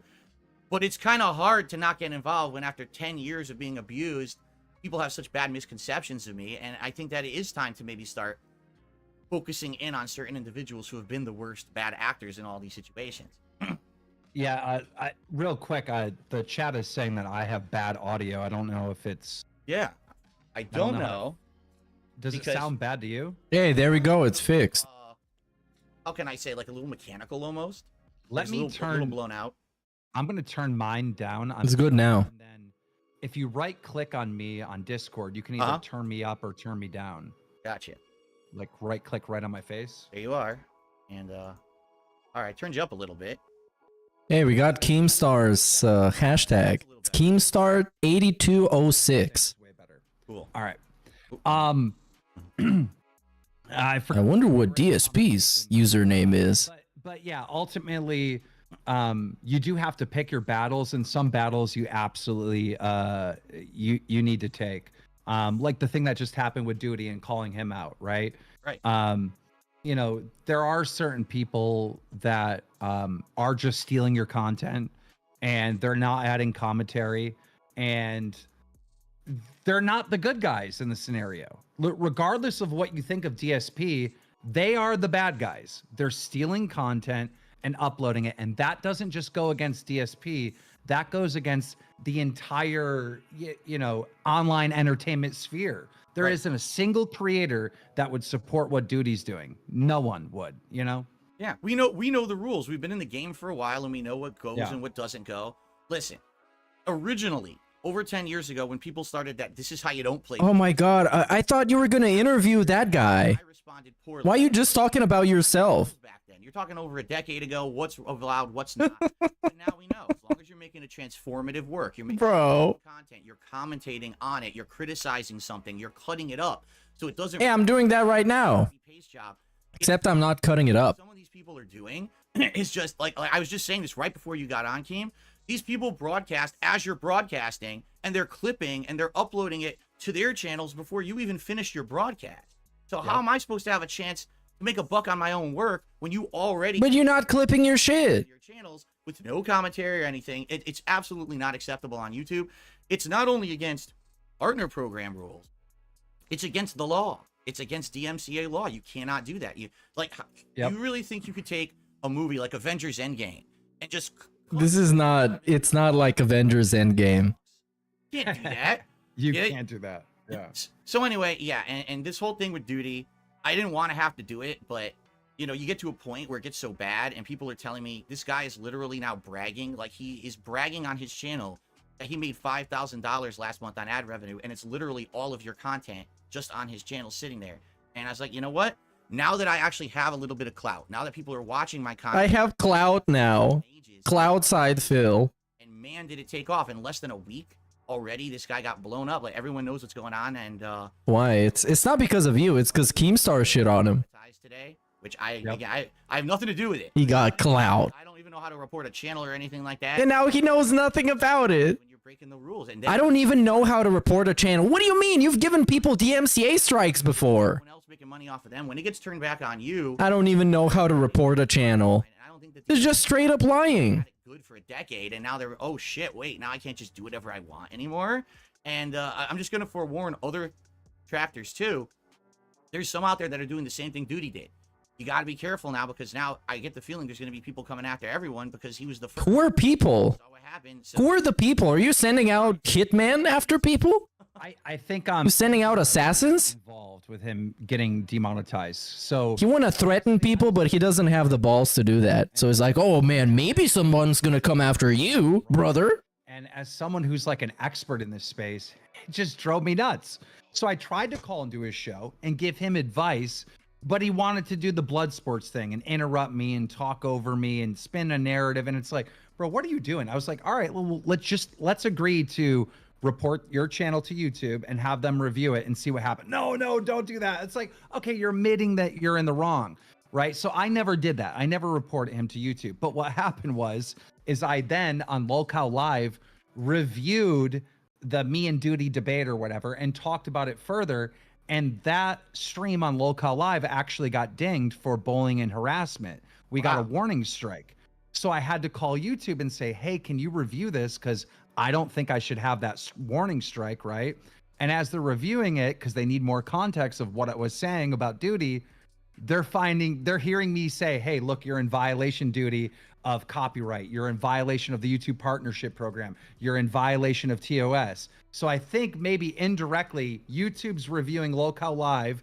They're hearing the context, and then they're like, wait, what's going on with this Duty stuff? Why are we getting so much airtime for Duty? I thought this was supposed to be an interview. I apologized to him and told him, like, hey, this is what I think what happened. I wouldn't have ever reported you without your permission, but I think this was how it all played out. This is such an elaborate He doesn't blame me. event. He understands the circumstances.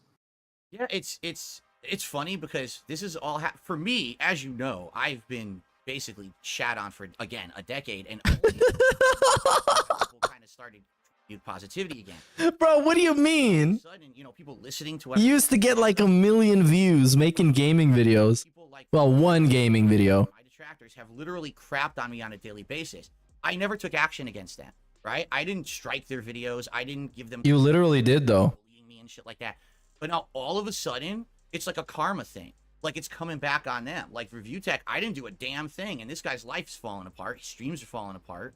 It was gonna happen eventually if you just keep with that kind of, I don't know, you're beating up on the little guy. I feel like it's gonna come back to bite you. Wait, are you saying that you were hoping for Review Tech USA's life to fall apart? Sadly, I hate to say it, these people gotta be. That's pretty toxic. That's what I would do.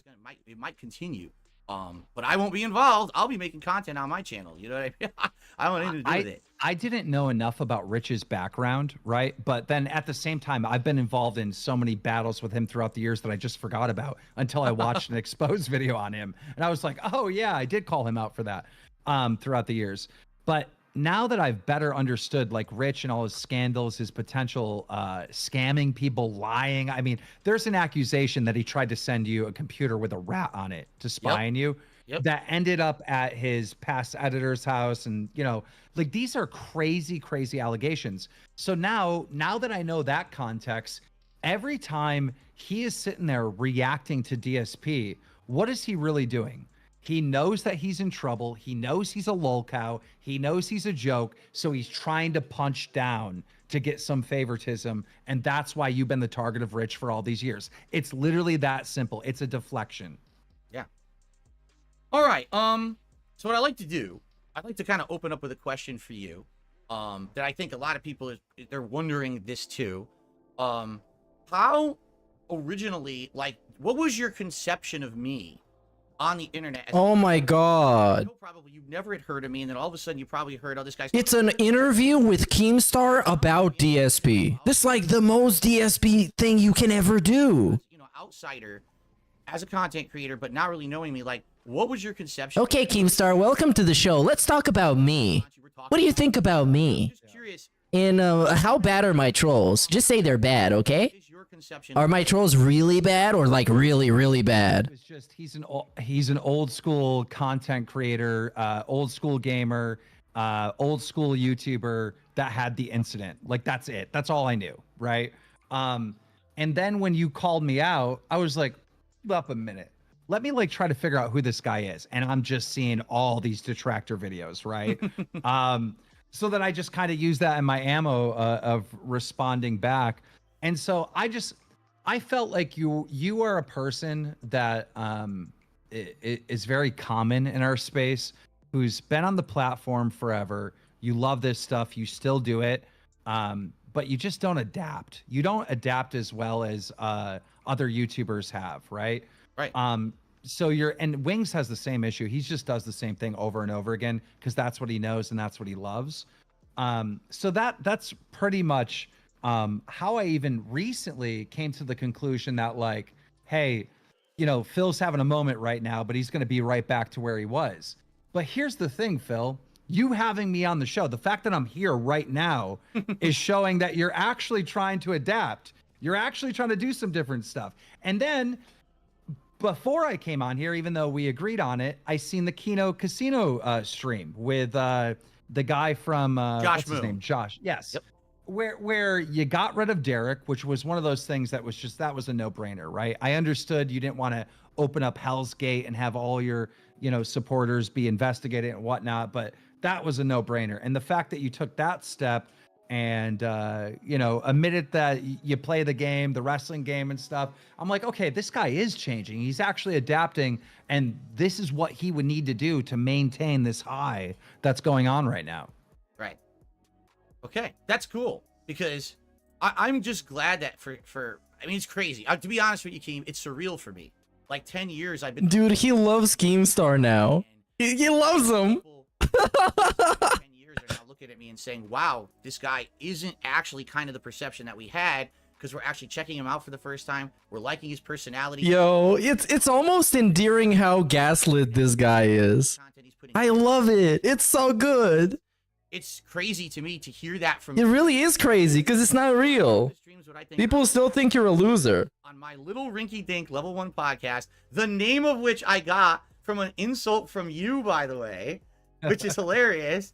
And that we would be having this conversation and you would say something like that. That's cool. I mean, and again, I thank you for being on. And in fact, this kind of leads us to the next question. Why did you accept my invite? Like, what is it that made you want to show up here today? Because it's content. You know, at the time when I insulted you and I was like, he's always going to be a loser, da da da da. I really felt that way. It didn't mean a thing. The next morning I was driving to get coffee and I was so mad at myself. I'm like, bro, I'm being a bully. You know, I'm shitting on this guy, having a moment. I think throughout my career, and I'm known as like this evil guy, but really if you dive deep, you'll see that I've lifted small content creators and YouTubers and tried to inspire them and get people motivated my entire career. So it kind of just went against everything. And I forgot the original question. What was the original question? The original question is, why did you accept my invite to be on the show? Because it was shocking. I thought it might have just got us going back and forth a little bit more, but then you accepted, and I was like, wow, he's actually going to do it. I think I would have accepted it at any time, even when we were really going at each other, right? I'm always down, and I try to keep myself available to big shows, small shows, whatever. I think it's important to just appear as many places as possible. And I think you should do the same. I think you should do as many collaborations as you possibly can.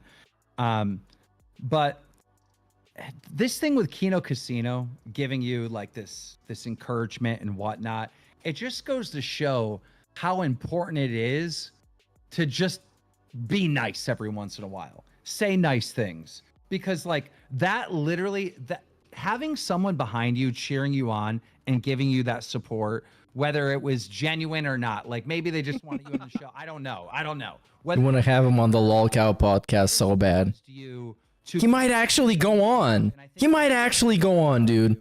Is this guy stuck in his ways and he's never ever going to change? He's never going to conform. He's stuck in his safe spot, and he still is. He literally still is, dude. That's really all you need. You needed someone with some influence to just get behind you and say, Phil, come on, you can do this. You're right. And when I was popular on YouTube back in the day, okay, I was a one man on an island. Like, I didn't do collab. Oh my God. So I kind of got used to that. Like, I'm by myself. I make my own content. You're right. What happened in the last 10 years, things have completely changed on YouTube. It's about having that interaction, being a streamer, not a person just making on-demand videos, right? You have to have that human touch, that social aspect to your content. And I haven't had that at all. And now being given a chance, because it was a matter of, give me a chance to go on your show and show me who I really am, rather than let me go on your show and you interrogate me for 5 hours about all what the detractors say about me. But now we don't ever get to show any kind of intelligence or thought on intelligence. When did he show that? And that's what those guys did. They gave me a chance to weigh in on topics, to laugh at a few clips. And because of that, it humanized me and made people say, hey, he's not the devil. He's not some asshole. He's actually not that bad. And that was really cool of them to give me that chance, because things have now to kind of, you know, giving me that momentum, that forward momentum. And I am hopefully planning on doing more stuff. Obviously, I don't want to give up on the stuff that I've done for 10 years that I love. I still want to play games, right? I still want to do stuff with my audience, my core audience.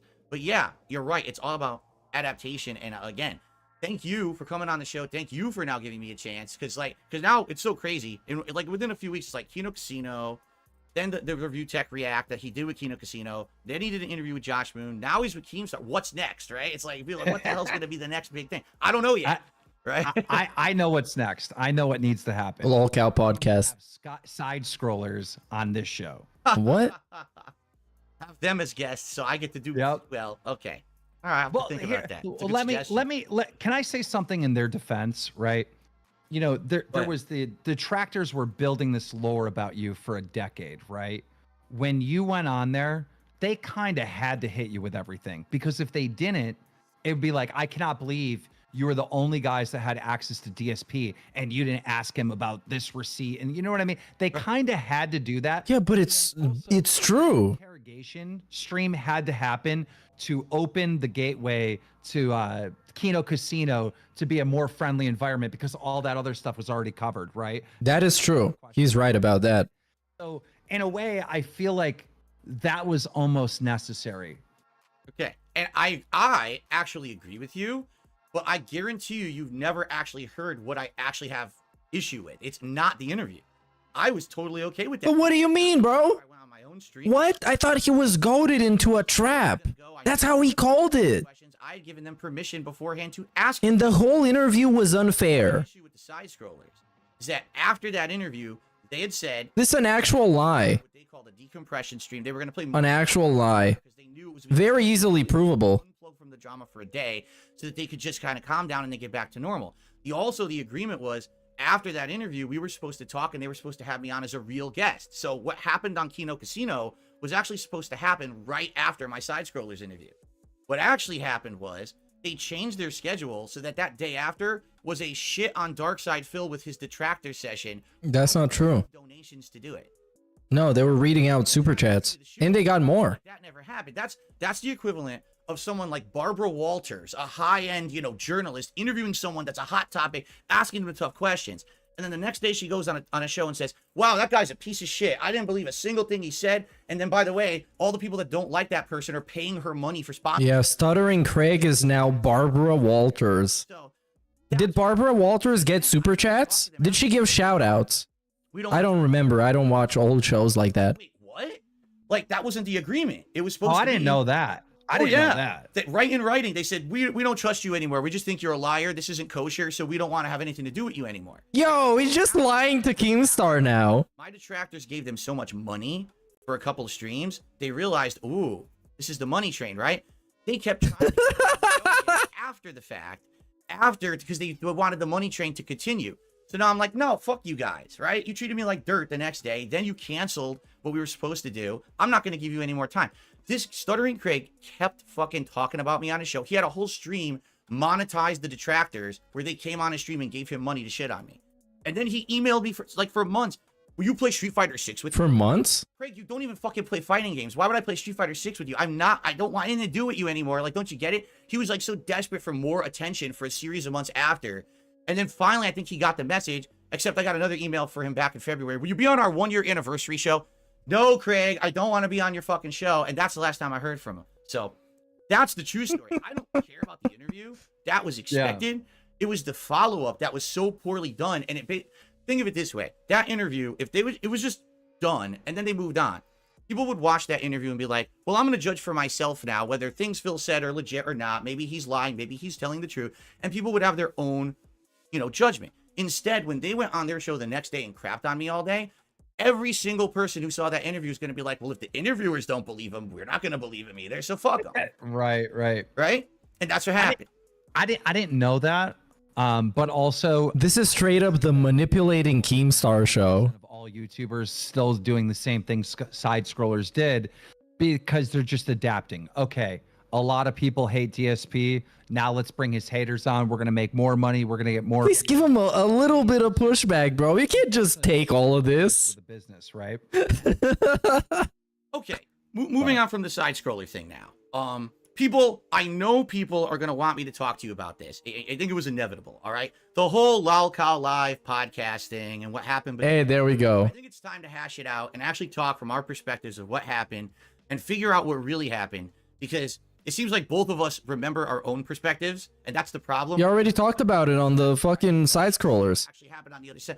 Most of the time, the reality is somewhere in the middle, correct? So what I want to say is, number one, my first question, why were you so dead set, and where did you come up with this idea that when you were formulating this LolCal Live podcast, which now I believe is called, no, first it was the LolCal podcast, and then it became LolCal Live. Did you have a naming dispute or something stupid like that?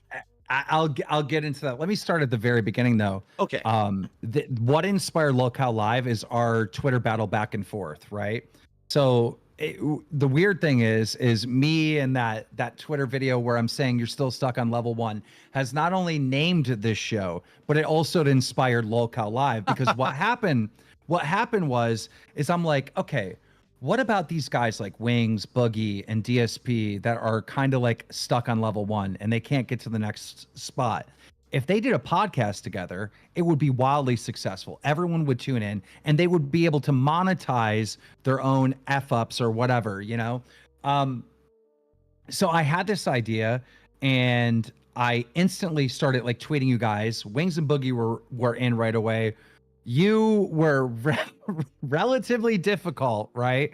And made me want to go through the email, which I'm like, why? Like, that makes no sense. Like, why do I have to email? We're already talking in Twitter DMs. Why don't we just get on the phone and talk about this right away?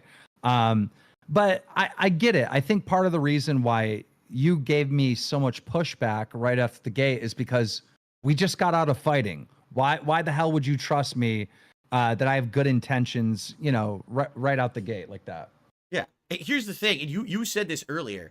Sometimes all you got to do is be nice to someone to get the reaction you want. And I'm the kind of person that I respond very, very negatively to, how can I say, negative stuff. So if you insult me, I'm going to have such a bad idea in my head about you that I'm not going to want to do anything with you. On the flip side of that, if you're nice to me, I tend to reciprocate. You know, it's kind of like they say, treat others how you want to be treated, the golden rule. Yeah. And so, yeah, but to be nice to you requires everybody to just ignore the reality of you being an asshole. I probably would have. So that's not very fair. Do you want to know the truth? Dude, I was razzing you with the email thing. Obviously, I could have easily talked to you outside of the email, but it's like... Yeah, you see, he was acting like a pretty princess. He was acting hard to get. A middle-aged man. Email, what the fuck, right? We could have easily DM'd on Twitter. It was the simplest thing, you know? So I think... The thing is, I think you kind of get that. You've been in the game. You know about how this game is played, right? What a bitch. Yeah, I was a bitch. But now, the reality here is, when you did finally get in contact with me and we were trying to arrange this call, it really was, I gave you the times. I know it was kind of difficult, but I stream a ton. I stream 6 days a week, full fucking time. I know from your perspective, you're like, dude, this is a 50K opportunity and you should drop everything to talk to me. In my mind, that's not the kind of guy I am. I'm really not. Yeah. Like, I know the money can help, but I'm not like a strongly money motivated person. It's like, is there something I'm going to be interested in doing? Is there something my community is interested in doing? You know, and I wasn't sold on the idea of being on a podcast that you were running because we had the bad blood. You know, even if it was a well-intentioned show, I wasn't convinced that it wasn't going to turn into somehow, let's rag on DSP, let's hate on DSP, let's trap DSP into doing something he doesn't want to do. And there's a difference between being a guest on a show or actually getting into a business arrangement where you must continue to do a show for a long period of time. And that's what I really was very apprehensive about getting involved in. So quite frankly, even if we had talked about it and the offer was formally made, I still don't know if I would have done it because, you know, after 10 years again of being beat up by the internet, you always got to wonder and second guess every opportunity. Is it really a trap or not? You know, hell, when Kino Casino had me on, everyone thought it was going to be a trap. It was going to be, you know, they're going to fuck this guy. And it ended up not being that. You know, would that have been what that was? I don't know. Why does this guy think everyone wants to fuck him? He's not even hot. Go ahead. I was just going to say, I have a background of... Oh my god, everyone wants to fuck me. Which was like, What's up with them? That inspired all these other podcasts that was... I mean, some of the views over there, and this is back in 2016, we're pulling like millions of views per episode. And then I launched Mom's Basement, and we sold that to Spotify. It was a Spotify exclusive, did very well. So I know the podcast space really well, and I knew it enough that with you three, it would crush. And even with Wings and Boogie, it's he's still pitching it. He's pitching DSP being on the LolCow podcast, but I don't think DSP is that fucking stupid and narcissistic to do it. 7,000 concurrent viewers, which is still amazing, right? It's insane. And it's helped Wings and Boogie so much. Wings finally has savings, and Boogie doesn't have... Keemstar's whole idea is to come here and glaze DSP in an effort to get him to join LolCow Live. Because LolCow Live is falling off a cliff at terminal velocity right now. Shit through the grapevine. There's been this like misconception behind the scenes that apparently I was trying to plot with Boogie and Wings behind your back for us to do our own show and cut you out. And I would like to clarify that because there's been so many people spinning it in negative ways, notably my detractors and shit, that I just want to let you know what really happened. And again, you don't have to believe me, but I'd like to tell you my perspective here. Sure. Is when Boogie said he had cancer for the first time. I swear to God, this is true. When he announced to the internet that he had cancer, what was it, like 2 years ago now or something like that? Maybe 3, I don't even know. I actually DM'd him on Twitter, and I wished him the best because I felt bad that I had heard this, and I knew his history or whatever. And we basically had like a conversation at the time, just back and forth, very cordial. And he had mentioned that he always wanted to do content with me. And I was like, why would Boogie want to do content with me? Again, I don't understand why anyone wants to do content with me. I think I'm the most boring, stupid dude, but apparently people, you know, get some entertainment out of me. And so to me, I was like, I don't get it. So we talked a little more, and we kind of came up with this idea that maybe, you know, we would actually do a podcast together. Not that it would be an ongoing thing, but maybe we do an episode or two and test the water. So that's actually, at that very moment when he announced he originally had cancer, was the moment we had that idea that perhaps we would do a show together. Now, I have no clue if at that time you were even talking to him about doing anything. You know, I don't know if you even had the idea in your head yet, but that's where it started, okay? And then over the time frame of like the next year or two when all this was coming together, basically what happened was, I guess you were trying to get the show together. This is when we had our spat where you were going to offer me the 50K and it fell apart. And then you talked shit about me online about it and stuff like that. And he, even to my knowledge, you know, I guess he was very angry with me because he felt like I cost him $50,000 or whatever. And I got contacted by a third party that I guess is supposed to be like his lawyer or something, and said, hey, so Boogie and Wings are interested in doing a podcast with just you without Keem. I swear to God, this is what happened. I did not contact them. I was contacted by this third-party guy saying this was the case. Now, I didn't believe it. I thought this is some fucker trying to catfish or something, right? So I went right to Boogie and I asked him, is it legit? He says, yes, this guy's legit. Trust him. I'm like, okay. So then I talked to this guy for a while, and the idea was that Boogie and Wings were going to do their boxing match for you. And when they were done and everything was cooling down, it would be a great thing to start a podcast with the three of us because they had momentum on their side from this boxing match, right? And so I was in talks with this guy, working it out. He was basically going to arrange the streams. I was going to be kind of a host, and they were going to be, you know, we're working all the details out. You know, we'll profit share all this shit, right? Who knows where it will go? And then all of a sudden, it gets announced that Wings and Boogie are doing your show instead of mine. And everyone, my show. I thought you were going to be on a show with them or whatever. I was like, I don't even know what you're talking about. I was. Yeah, that's some bullshit. This was probably going to happen. I can even remember the clips. I can find them right now, but it's going to fuck up the whole pacing. So just pretend like he's telling the truth. I'm just talking to this guy. Again, Darkside Phil knows nothing about anything. That's the pattern. Oh, dude, I don't know anything. But go ahead. So here's what really happened, right? I announced I want to do LOLCOW Live. It's the greatest idea ever. It's going to be a wild success. The hosts are going to be DSP, Wings, Boogie. Me and you never come to agreement. It doesn't happen, right? So it sits dormant for like, what, 6 months? Like it sat dormant for a long time. And then I go and focus on this fight between Wings and Boogie. Well, while I'm building hype and working my ass off to make this, viral like it was, they had so much attention around him. This other guy swooped in named Games Attorney, right? Was that his name? Game Attorney or Games Attorney? Yes. One of these names. Yes. He doesn't remember, but he says yes. One of these names is legitimate, and everyone knows them from back in the day in commentary because they worked with H3 and other people and are an actual attorney. And the other one literally just has a similar name. And the guy with the similar name is the guy that reaches out to Wings and Boogie, who think he's legit, and they're like, okay, we'll do a podcast with you since it's not going to happen, and we'll keep Keem out of it, and we'll get DSP. And so they start talking to you. Then I find out that they're doing this show without me. I'm like, oh, hell no. This is my idea. I'm doing it. So then they leave you, and I kick out the Games Attorney guy, and that's why we had to change the name, because it was the LOLCOW podcast.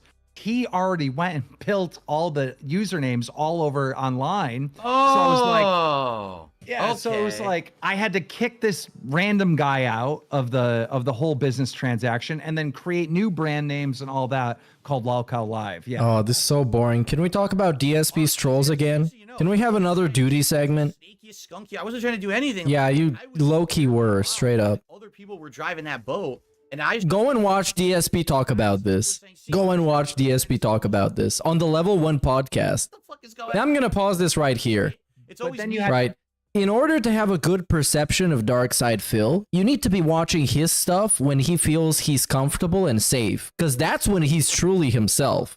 And then the gold dust is crazy, because this shit here, him on Kino Casino, this is the fake, presentable, personable DSP that anybody can be. You can be a fucking whatever, and you can pretend to be nice to other people for like 2 hours, and people are gonna look at that and be like, wow, this guy is pretty cool, man. I don't understand why people are hating on him. Because of course, that's what people do in situations like this. They put on their best persona. That's what I do when I go to a fucking job interview. I present myself as the best version of myself I can, and even better than that, so they can like me and give me money to work for them. That's just kind of how it works. You had Boogie and Wings in the middle that are like trying to get you involved, but also trying to get me involved, right? So they were playing both sides, really. And then when I found out what was going on, I was like, all right, the game attorney guy, he's gone. Like, get him out of here, you know? Right. All right, now... Let's talk about my trolls. Your current show.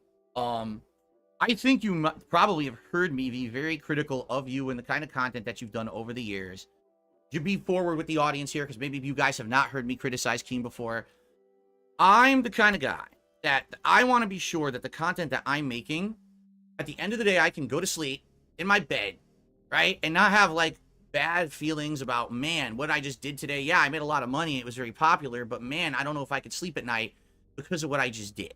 All right. And what I mean by that specifically is I want to be sure that the content that I make isn't hurting others, right? When I'm doing gameplay, when I'm doing my podcast, when I, these appearances that I'm doing on other shows, these are not harmful. These are fun. They're silly. People get a chuckle out of it. But it's not like, oh, I bullied someone or I hurt someone or something like that. Okay? I'm going to be honest with you, Keem. I've seen a lot of the drama alert stuff you've done over the years. I've seen some of this, and I do feel like some of the content, not all of it, that's for sure, because some of the stuff you've done has been very productive and actually has helped a lot. I've seen times where you interjected yourself into a situation like that guy people, and you actually, I believe you got his information and reported him to the police. That's a direct example of how you actually stopped something that could have gotten worse and worse and worse. And that's to be applauded and commended, all right? But at the same time, I've definitely seen examples of drama that's been exacerbated or exaggerated or really hammed up on your content. I'm not a fan of that. But, that's a morality thing with me. That's my own personal code. That's where I grew up, how my upbringing. I would not want to make bullying style content like that. And you might even disagree that. What about Review Tech USA? The opportunity to counter this, but what about his documentary and all the chips that you took out and you shat on him? This dude literally fucking actually did a detractor stream about Review Tech USA with his buddies. It's like a That Being Said stream. I'm thinking, so the whole... And now we jerking yourself off on morality? Come on, bro. We're gonna have to do stunts, or we're gonna have to do dumb shit. And moral fagging in front of Keemstar. Even if there's money involved, and I'm gonna make a big 50K bonus, and then after that, if the show blows up, I make even more. To me, I would rather distance myself from that than take the bag, as they say. And that's my philosophy. And so I want you to understand, I know that you're a businessman who makes tons of money, but that's not what it was about for me. It's a morality thing. So, and again, the fucking fake ass morality. The kind of content you make, this Lolcow live show, what is your perspective on that? Because I think a lot of people would like to hear it from your mouth, why you feel the content you make is good content, is safe content, is not harmful content, because this is the conception I hear from a lot of people, that you're a misery broker and stuff like that. So I hear from a lot of people, the guy who actually called Keemstar a misery broker and called his money blood money. I hear this from a lot of people. That's not my opinion. I just hear this on the grapevine. This person's fighting with this person. This is what was said. Come on, bro. Said in response, and everyone's actually just being dishonest. Or wow, I think this person's wrong or whatnot. That's the majority of the content. Now, sometimes, I really want to get an opinion out there because it either affects me personally, like this Duty situation, right? I was insulted listening to Duty say that he's a content creator. I'm like, bro, I've been doing this for 15 years. You clip, fill, and upload it. You're not a content creator. You know what I mean? So like sometimes we're busting our asses to make content every day, and he's just spoiling us and then making. He's spoiling us. Be okay with that, right? Like, I'll just let him do whatever he wants. No, that's insulting. Bro, wait, DSP straight up gave people permission to clip him, restream him, upload videos of him, anything. He straight up just said it in the past multiple times. So insulting. And I used to start my streams back in the day with a clip of him saying that it's okay to restream him. it seems like such a petty thing, I'm sure, from the audience for me to get triggered by, but I was like, stop calling yourself that. This is bullshit. So like sometimes, you know, when I have a strong opinion, I share it, but I'm not really in the business of bullying, but I'm sure I come across that way to you because the incident, right? You know, we cover on Drumler. The result of that is you getting bullied, right? Obviously. You did talk smack about me and you had this opinion of me, and then I fire back, and the result of that was probably bullying, right? You know, I am engaged in like a lot of fights with other content creators and arguments back and forth and debates. That probably comes across like bullying. I mean, even the conversation I just had with Duty, right? Here I am, Keemstar, and he's like this little clip channel, or if you will, right? That probably to some people comes across as bullying, when really I was just trying to educate him. But I don't think I'm a bully, and I also think like the internet like picks on me and roasts me and bullies the ever living crap out of me on every single day. So it's not like you know, some people truly have armies, right? They have like a huge fan base. Yeah, what about the hate army? This person bad. The King's hate army. I don't really. The royal army of hate. That. Like, I don't have like hardcore supporters like that will just agree with everything I say and just go attack someone. In fact, most of the time, my viewers are like, "No, Keem's wrong, and this is why," you know. So I just don't agree with that assessment, Phil. I will say this, even though maybe morally I don't agree with you on that, I do think some of the stuff you have done has been bullying, and I think it's okay. We can agree to disagree on that, right? We don't have to hate each other because of that. Okay? Right. The far worse scenario here is not you. You are not this giant devil villain of YouTube. The people who really are the worst are detractor, crazy, Okay, Keemstar, let's agree that the detractors are the worst. In particular, my detractors, okay? The one time you ever got called out for the big time was straight up getting in bed with his mortal enemy, a guy who called everything under the sun to make the detractors take an L. whole arc, right? Oh, yeah. These detractors will never admit a mistake. They literally will always say the worst thing about the person, and then they will never correct themselves. They're always... That's not true, factually. Personal harm. They'll clip your shit. They'll insult you. They'll insult your family. They'll bring in every possible personal fucking thing into the situation to make you look like a villain or a devil when none of it's fucking true. And it's like, I understand why people would be upset with some of the content you've made, but I don't think that someone like you is like the end-all be-all bad person on YouTube. I think it's these detractor communities that need to be analyzed, and I've actually everyone wants to do documentary on Darkside Phil. Yeah, do a documentary on that being said, you fucking dunce. The documentary on the Darkside Phil detractors to actually rip into them. Why do they fucking behave like this? Who are they? You mean dox them? Wouldn't that be more fascinating? Yeah, you should dox the trolls to own them. We just dealt with this situation on Local Live, and it was Wings' detractors, right? So one of the main points of the show is we bring the detractor on to like either confront Boogie or confront Wings. And there was this guy, 007, who hates Wings and is trying to put this message out that Wings is like a danger to children. Oh yeah, that stream was funny as hell. So we have... It's probably one of my favorite LOLCOW live streams. 100%. Wings said horrible, questionable stuff in the past, like trying to be funny, trying to be a shock jock. But Wings just destroyed this guy. Like when they had this talk back and forth, you could clearly tell that Wings 007 had this parasocial relationship with Wings. He was obsessed with him. He was stalking him. He was following everything he was doing, and he was trying to push narratives that just weren't based in reality. And, you know, I think we had like something like 5,000 concurrent viewers that night. This is a while ago before the show really popped off. And the audience, I did a poll, the audience overwhelmingly were on Wings' side. And they said, this guy is legitimately crazy. He is way bigger of a loser than Wings of Redemption. So I think you are right in that assessment, right?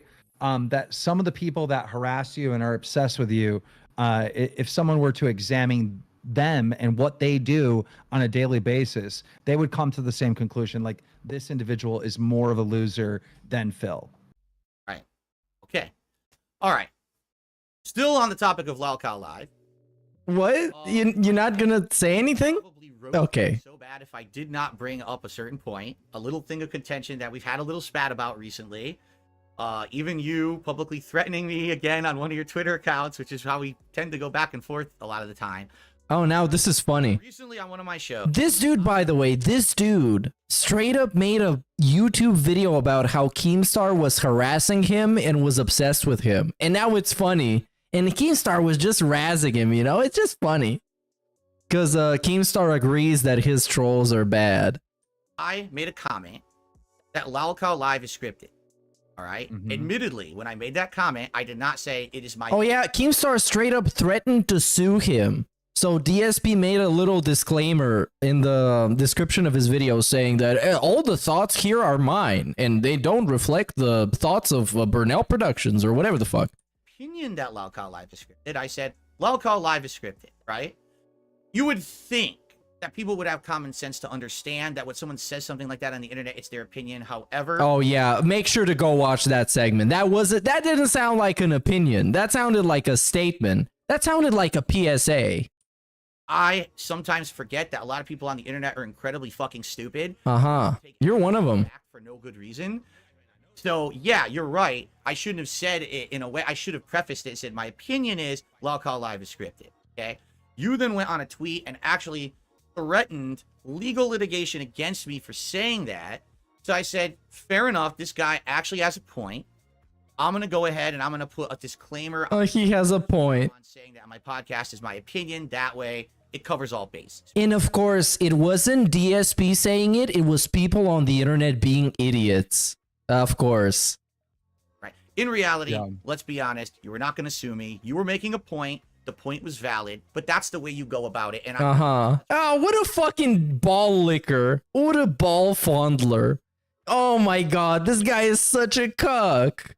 Not gonna get ultra pissed about it. Wow, insanely cucked right now. You're making me email you. Like, I heard the clip, right? And you're like, no, it's 100% scripted. It's 100%. Now they're besties. They're actual besties. Look at how fucking spineless this dude is, man. I can't believe this. I actually can't. Like, it's kind of. I'm joking. I'm razzing. It's okay for you to have that opinion, but you can't say for a fact it's scripted, right? So I put out that tweet and Turkey Tom called it out right away. He was like, bro, you're not suing DSP. Let's be real. But then when you made the update, I was like, all right. You know, I was glad that you put that little disclaimer there that was your opinion. And I just deleted the tweet. Right. But now, go ahead. But to tell you, it's not scripted. It really isn't scripted. I know it's insane. I know it's absolutely insane when you watch our show and you would think, anyone would think, okay, there's no way this is real. But Boogie is insane. Like, he's a crazy person. Wings is a crazy person. You are a character, right? Like, you know. You could say I'm a crazy person if you want. It's okay. You know. Hey, yo, you guys remember when Keemstar was gonna go around and interview a bunch of people that knew Phil personally and like family members and stuff? I guess Phil forgot about that because he loves this guy now. Look at how much fun they're having. Hey, he completely forgot about that. Might have not been drinking his ginkgo. That's an actual thing. And when I was on the stream with Keemstar on May the 1st on It's a Gundam's channel, that's exactly what I asked him. Hey, Keem, what happened with that documentary you were making on Phil and the interviews you had with people? What's up with that? And he said not to ask him anything more because it's private and it's secret information. Well, some people would say that you're crazy, right? But the reason why the three of you are so popular in these big, like, exposed documentaries from the commentary community is because you're characters. I guess Keemstar was just razzing. That's what he was doing. He was just razzing in good faith. It was all just jokes. Entertaining. DSP completely cucked by Keemstar right now because he has something to gain because Keemstar agrees that duty is bad. So now they're besties. Maybe not in the way where The enemy of my enemy is my bestie, and we love each other and we kiss each other sensually sometimes. you have like 10,000 concurrent viewers and you have 1 million subscribers, but there is so much value that you guys have, but you're not self-aware of that value, right? But other people that watch you are, and that's why you get clipped, and that's why you're in this documentary. Like, I'm able to look at Wings and Boogie and yourselves and see the value, and that's why I was like, bro, a show, Locale Live, it would crush, right? We just had Kino Casino the other day, right? Who saw the value in the DSP interview, right? They saw the value. They saw the value. Understand it, right? Not everyone does. The value means that you can get a bunch of money and views off of him and make content. That's the value. It's not that he's a good guy, but he's taking it as that, which is the best. Individual channel, but you do have value. And there are so many big YouTubers and content creators that would want to collaborate with you. I'm sure there's someone out there with 1 million subscribers that does cooking. If DSP goes over to their house and does cooking with them, right? And we get to see DSP like in a different, in an IRL like vlog type style video, it's going to pop off. Everyone's going to talk about it. It's going to be clipped. There is value there that's untapped, you know? Okay. Okay, thank you for that. That's actually very kind comments there. I want to get back to the whole scripted thing. Okay. Let's talk about what I want to talk about. I'm ready for it. You got to promise. All right. You recently have had Boogie on the side of a highway, picking up trash, taking his shirt off, which you told him to do, and then he picked up a bottle. Right? And in that bottle, supposedly was a mystery liquid that no one knew what it was. And of course, it's piss. It's piss. And you said, if you drink the piss, you can stop doing this right now and you can go home. Right? Or maybe you could cut. Obviously, it wasn't piss. Right. And he did it. He literally did it. He pulled out his bottle and he drank it. And that's the money shot. That's what everyone was. Oh my God. I can't believe Boogie drank piss. He's so down. Blah, blah, blah. Are you honestly going to tell me right now that Boogie drank piss on Locale Live? Well, I don't know. I don't know if it's piss, right? But it's more funny to call it piss than old Kool-Aid or whatever the fuck was in the bottle, right? Mm-hmm. So, like, you know, the whole idea of whether or not it was piss or not, no one really knows, right? But I think somebody found the original bottle of that drink and it was orange to begin with, so it probably wasn't piss. Yeah. What I will say is this. Boogie shouldn't have a career.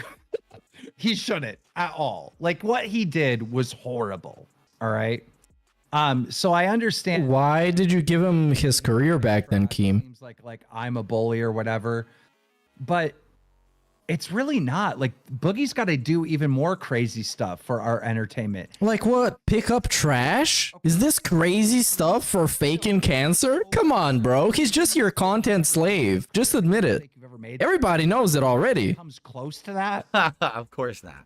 You just got to do whatever Keem says. And Keem gets off on it because he's a narcissist, which everybody pretty much knows already. It's not a secret, really. With that situation, though, like him going to the highway, him doing that, that's something that you planned, you instituted, and it wasn't like one day Boogie wakes up and he goes, well, I need content for the show. I'm just going to go pick up trash at the side of the highway, right? So you scripted the event, correct? Well, 3 days before this takes place, right? I tell the audience, all right, we're going to make him do community service. And then I call Boogie and I say, in 3 days, we're going live and you need to go find trash to pick up on the side of the highway. I mean, that's the script. The script is Boogie is going to pick up trash, you know? So it's like, is it fair to say that that's scripted? You know what I mean? I'm sure you make plans to play certain videos. It's such fucking stupid logic from DSP. This like Keem says. Like, DSP making a marathon playing a Nintendo game is basically scripting his content, so it's not organic and meaningful. Right? Is the stream scripted because you made the plan to play that actual video game? You know what I mean? Yes, it is. That's actually exactly what that means. It means that it's scripted, that I have a script for what I'm going to do on that. Whoa, he got him. Definition of what it means. You have a plan in place. That's a script that you're going to follow to institute. That's not what scripted means. Content. So you know what's in a script? in a script is what people do and what people say. I When you guys understand what say- you're saying. You're not saying it's fully scripted. It has Just a little bit scripted. and that's where the entertainment value is, correct? I'm so shocked at that response, right? Because there is no script. Yes, you're planning to. Oh, we're getting the pushback now. You're live, all right? You're reacting to things on the fly. There isn't a script that you're sticking to. Like new thoughts are coming in your head and you're saying them. You're not reciting lines on that stream, right? The only script here is Boogie will pick up trash for 2 hours, community service. That's it, you know? And everything else is not scripted. You know, there was nobody planted the bottle. He just so happened to find a bottle and he said, "Oh, look, somebody peed in a bottle." And then right away I'm like, "You need to drink that if you want to quit early." Like that, there was no plan for that. It just happened, you know? Right. How about earlier this year when you had your hosts essentially in a rotation saying, "I'm going to quit, now I'm back, I'm going to quit, now I'm back." Are you saying that that's all legit? That was legit stuff? It wasn't talked about behind the scenes? Ew, wait, DSP just doing what side scrollers did, and he's asking the tough questions. It wasn't like, "Oh, well, Isn't that just like actually the same thing? is this," and exaggerate it for drama purposes? Right before the cancer thing, I went live and I just tore Boogie a new one, and Wings a new one, and Tommy C a new one, and they didn't know I was doing that. There's so many times where I just hate this show. They're so impossible to deal with. They're so impossible to work with. I got Boogie going around telling CoffeeZilla that he doesn't get paid from the show. I heard when that. really the show is paying his mortgage. I'm pissed. I am pissed. Bro, I work so hard to get this thing working, Phil, for them, and they're getting checks off of it, and then they'll go and carelessly say something to another content creator that they're not getting paid from the show. Like, I was super offended. I'm not doing this anymore. Bro, that's literally like your whole gimmick is dealing with fat retards, and then you're mad that they're acting like fat retards? Like, of course. So I go and tell those guys, hey, What did you think is gonna happen? That they're gonna be really serious and professional? Who would think that? That's the whole idea of the show. That you're the tard wrangler. And you complain about having to wrangle the tards? action stream to the stream that I just did where I was saying I was quit. And they're like, "Okay, we'll do one." I go, "Say whatever you want. I won't get mad," right? And so they do it and they start responding, and then I just jumped in with Destiny. They had no idea that I was bringing Destiny on. Destiny hits them, and now it's like, yes, I just got done saying I'm quitting, but we are on this content that if I don't take advantage of right now, it's a part of the adapting thing, Phil, that I'm telling you about, right? If I don't jump on this right now, this would be the biggest mistake ever. So then I stick with the show, and then things happen with Tommy, and there were times when Wings wanted to quit the show. He truly wanted to quit the show. None of that stuff is planned. It's just we're all a little bit crazy. We're all characters.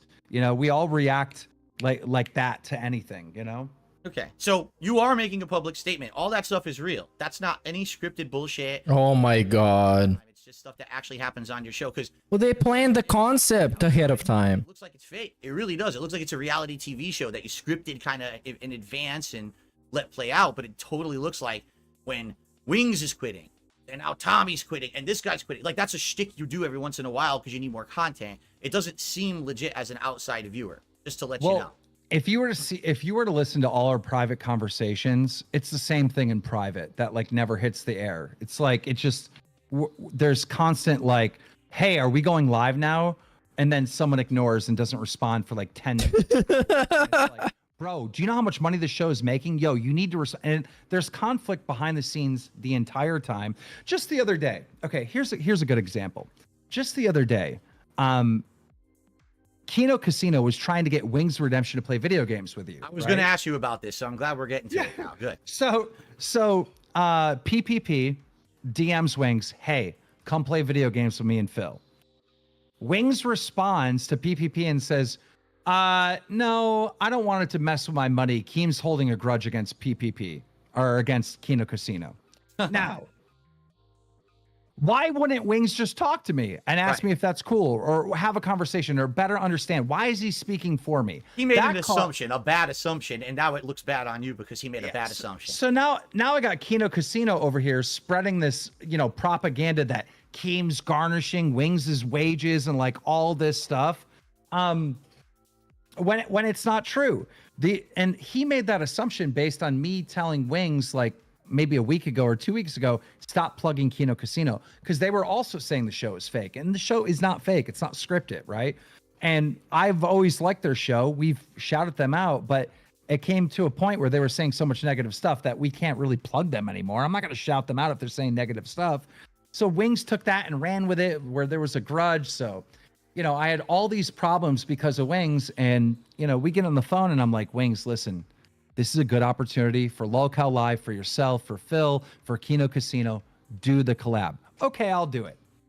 Was he there? No, he had to go take a fucking nap. So it's like, this shit doesn't like, it seems like somebody wrote that story that I just told you. Yeah, it does. Right. But it's true. That's what really happened, right? That's what it's like dealing with these guys. The thing is, knowing a little bit of Wings' history, I actually do believe you on this story, because he's had a track record of saying he was going to do something and then backing out at the last minute over and over. Hey, it's kind of like a different guy. I will give you. Who does that remind me of? I do think it was on him, and yeah, I think that he did spin you in a bad light there. Thank God it got squashed before anything too bad happened, and now you have another war between two groups for no good reason. I think that was handled well, actually. So, Phil, listen, I'm on the phone with Wings screaming at him, don't fucking speak for me ever again. Dude, stop saying shit that I'm not saying. Dude, I'm fucking mad at him. And he goes, well, Keem, I just think it would be a good idea if you let me play. I'm like, you should play. I never said you couldn't. And so me and Wings squash it. He's going to play with you that night. And after all that, after this big fight, this big feud of like 20 minutes of me and Wings going back and forth in private, he doesn't show up. Right? You can't write that script. Yeah. You can't. This is reality of working with them. Wow.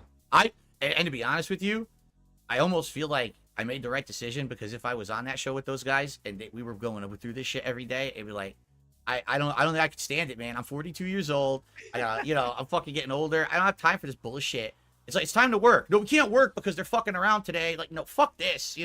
They kick them off the show. I'll just fucking do it myself. I guess that's my attitude, So I gotta give you some props there too. So now we've been going serious working man, Burnell. An opportunity. Do you have any questions you would like to ask me at all? Oh, let's see this one. And I'm gonna be honest with you. Not expecting much. Talk about like fucking finances and shit. But if you have any stuff you want to ask me, I want to give you a forum here to do that as well. It was not supposed to be just me interrogating you. And, and then probably, I told my viewers we'd probably end, I don't know how long you have, but we probably end it by like 1 p.m. So that way I'm respecting your time too. But I want to give you a forum here. Is anything that you would like to talk about? We can end it relatively soon. And I don't really have questions. I more just have advice. All right. Sure. Oh my God. Let this opportunity slip. All right. When you get 10, 15 people saying Phil is king, right? It could be 20,000 people. It could be 100,000 people. It doesn't need to stop.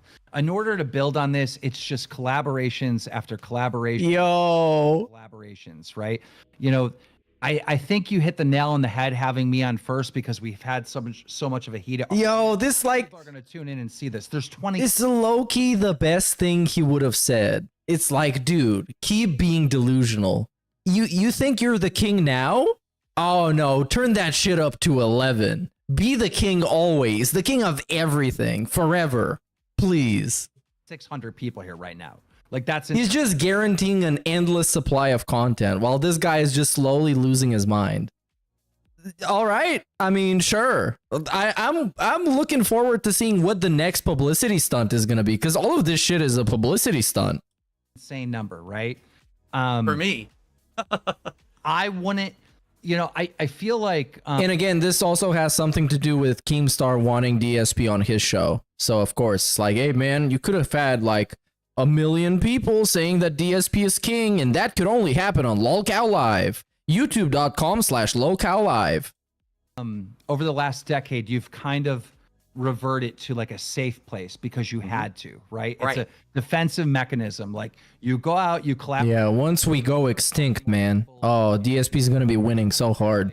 So fuck that. Like, you know, you end up turning into a control freak, and it's just your channel, just your viewers, just people that agree with you. And I think that's a natural thing that happens. I don't think that you went out of your way to be this weird control freak, right? I think it happened out of a sense of being on the defense all the time, right? Right. That's exactly what happened. And the times I did try, because you probably don't know this, there was a couple times I did try to do collabs with other streamers. My detractors would go to their fucking streams and harass the shit out of them and their fan base. Like with who? And those people had to cancel. Give me an example. Sorry, we can't have our This business. is Brian, the guy that everybody likes. So I didn't have that opportunity to do those kind of crossovers, which would have benefited me. And so now that it's like the doors open a little bit and you can see the outer world, I go right through it. Yes, you know, not everything's going to be a win. Not everything's going to be successful. But you have to just keep collaborating. You have to just keep changing it up, doing bigger things.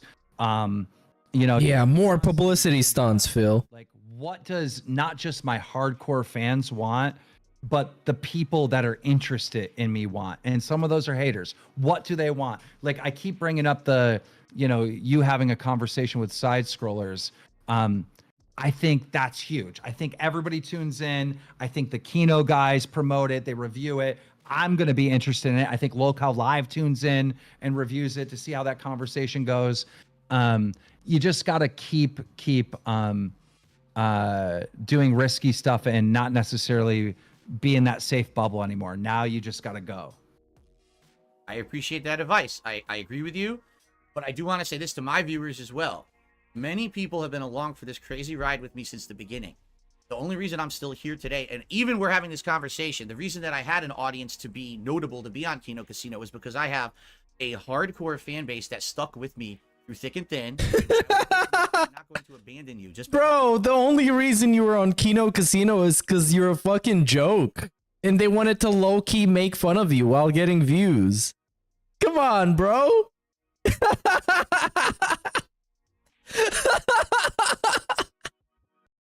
because I'm doing new content. It's because it's fucking hardcore audience. Give me a fucking break. Do my normal it's still going to happen because a lot of people are afraid. But Phil's changing. People are afraid of change. They're afraid of change. Just gonna do this collab shit now? No, it's gonna be a part of everything that I do. So I completely agree with your advice. Things have changed. I know it's going to be this little rinky-dink guy making. I need to do drama now. On his channel forever.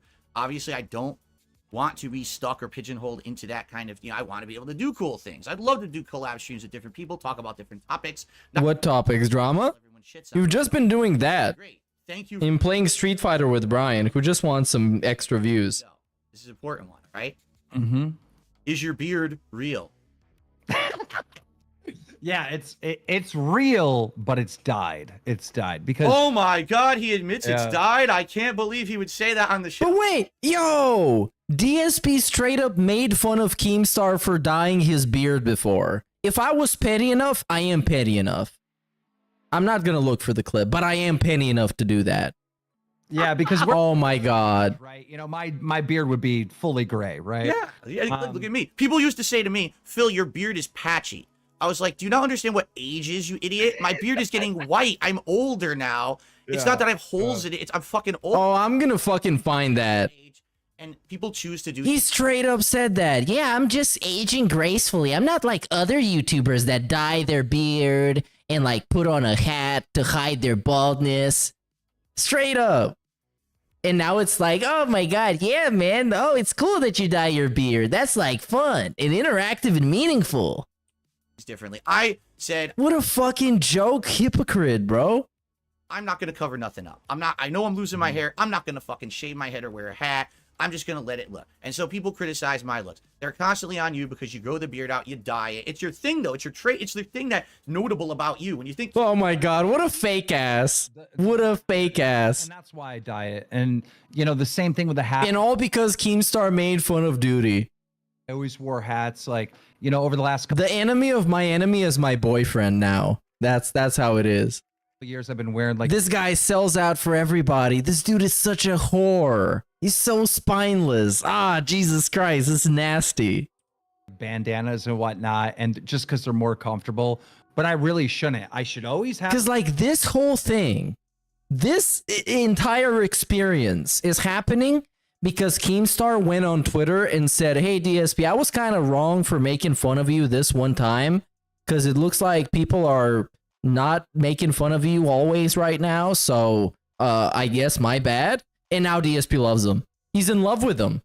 The hat on. It should be relatively a black hat, and I should always have a black beard. That's my look. That's how I'm recognized throughout the world. You know, it's part of my costume, if you will, for online.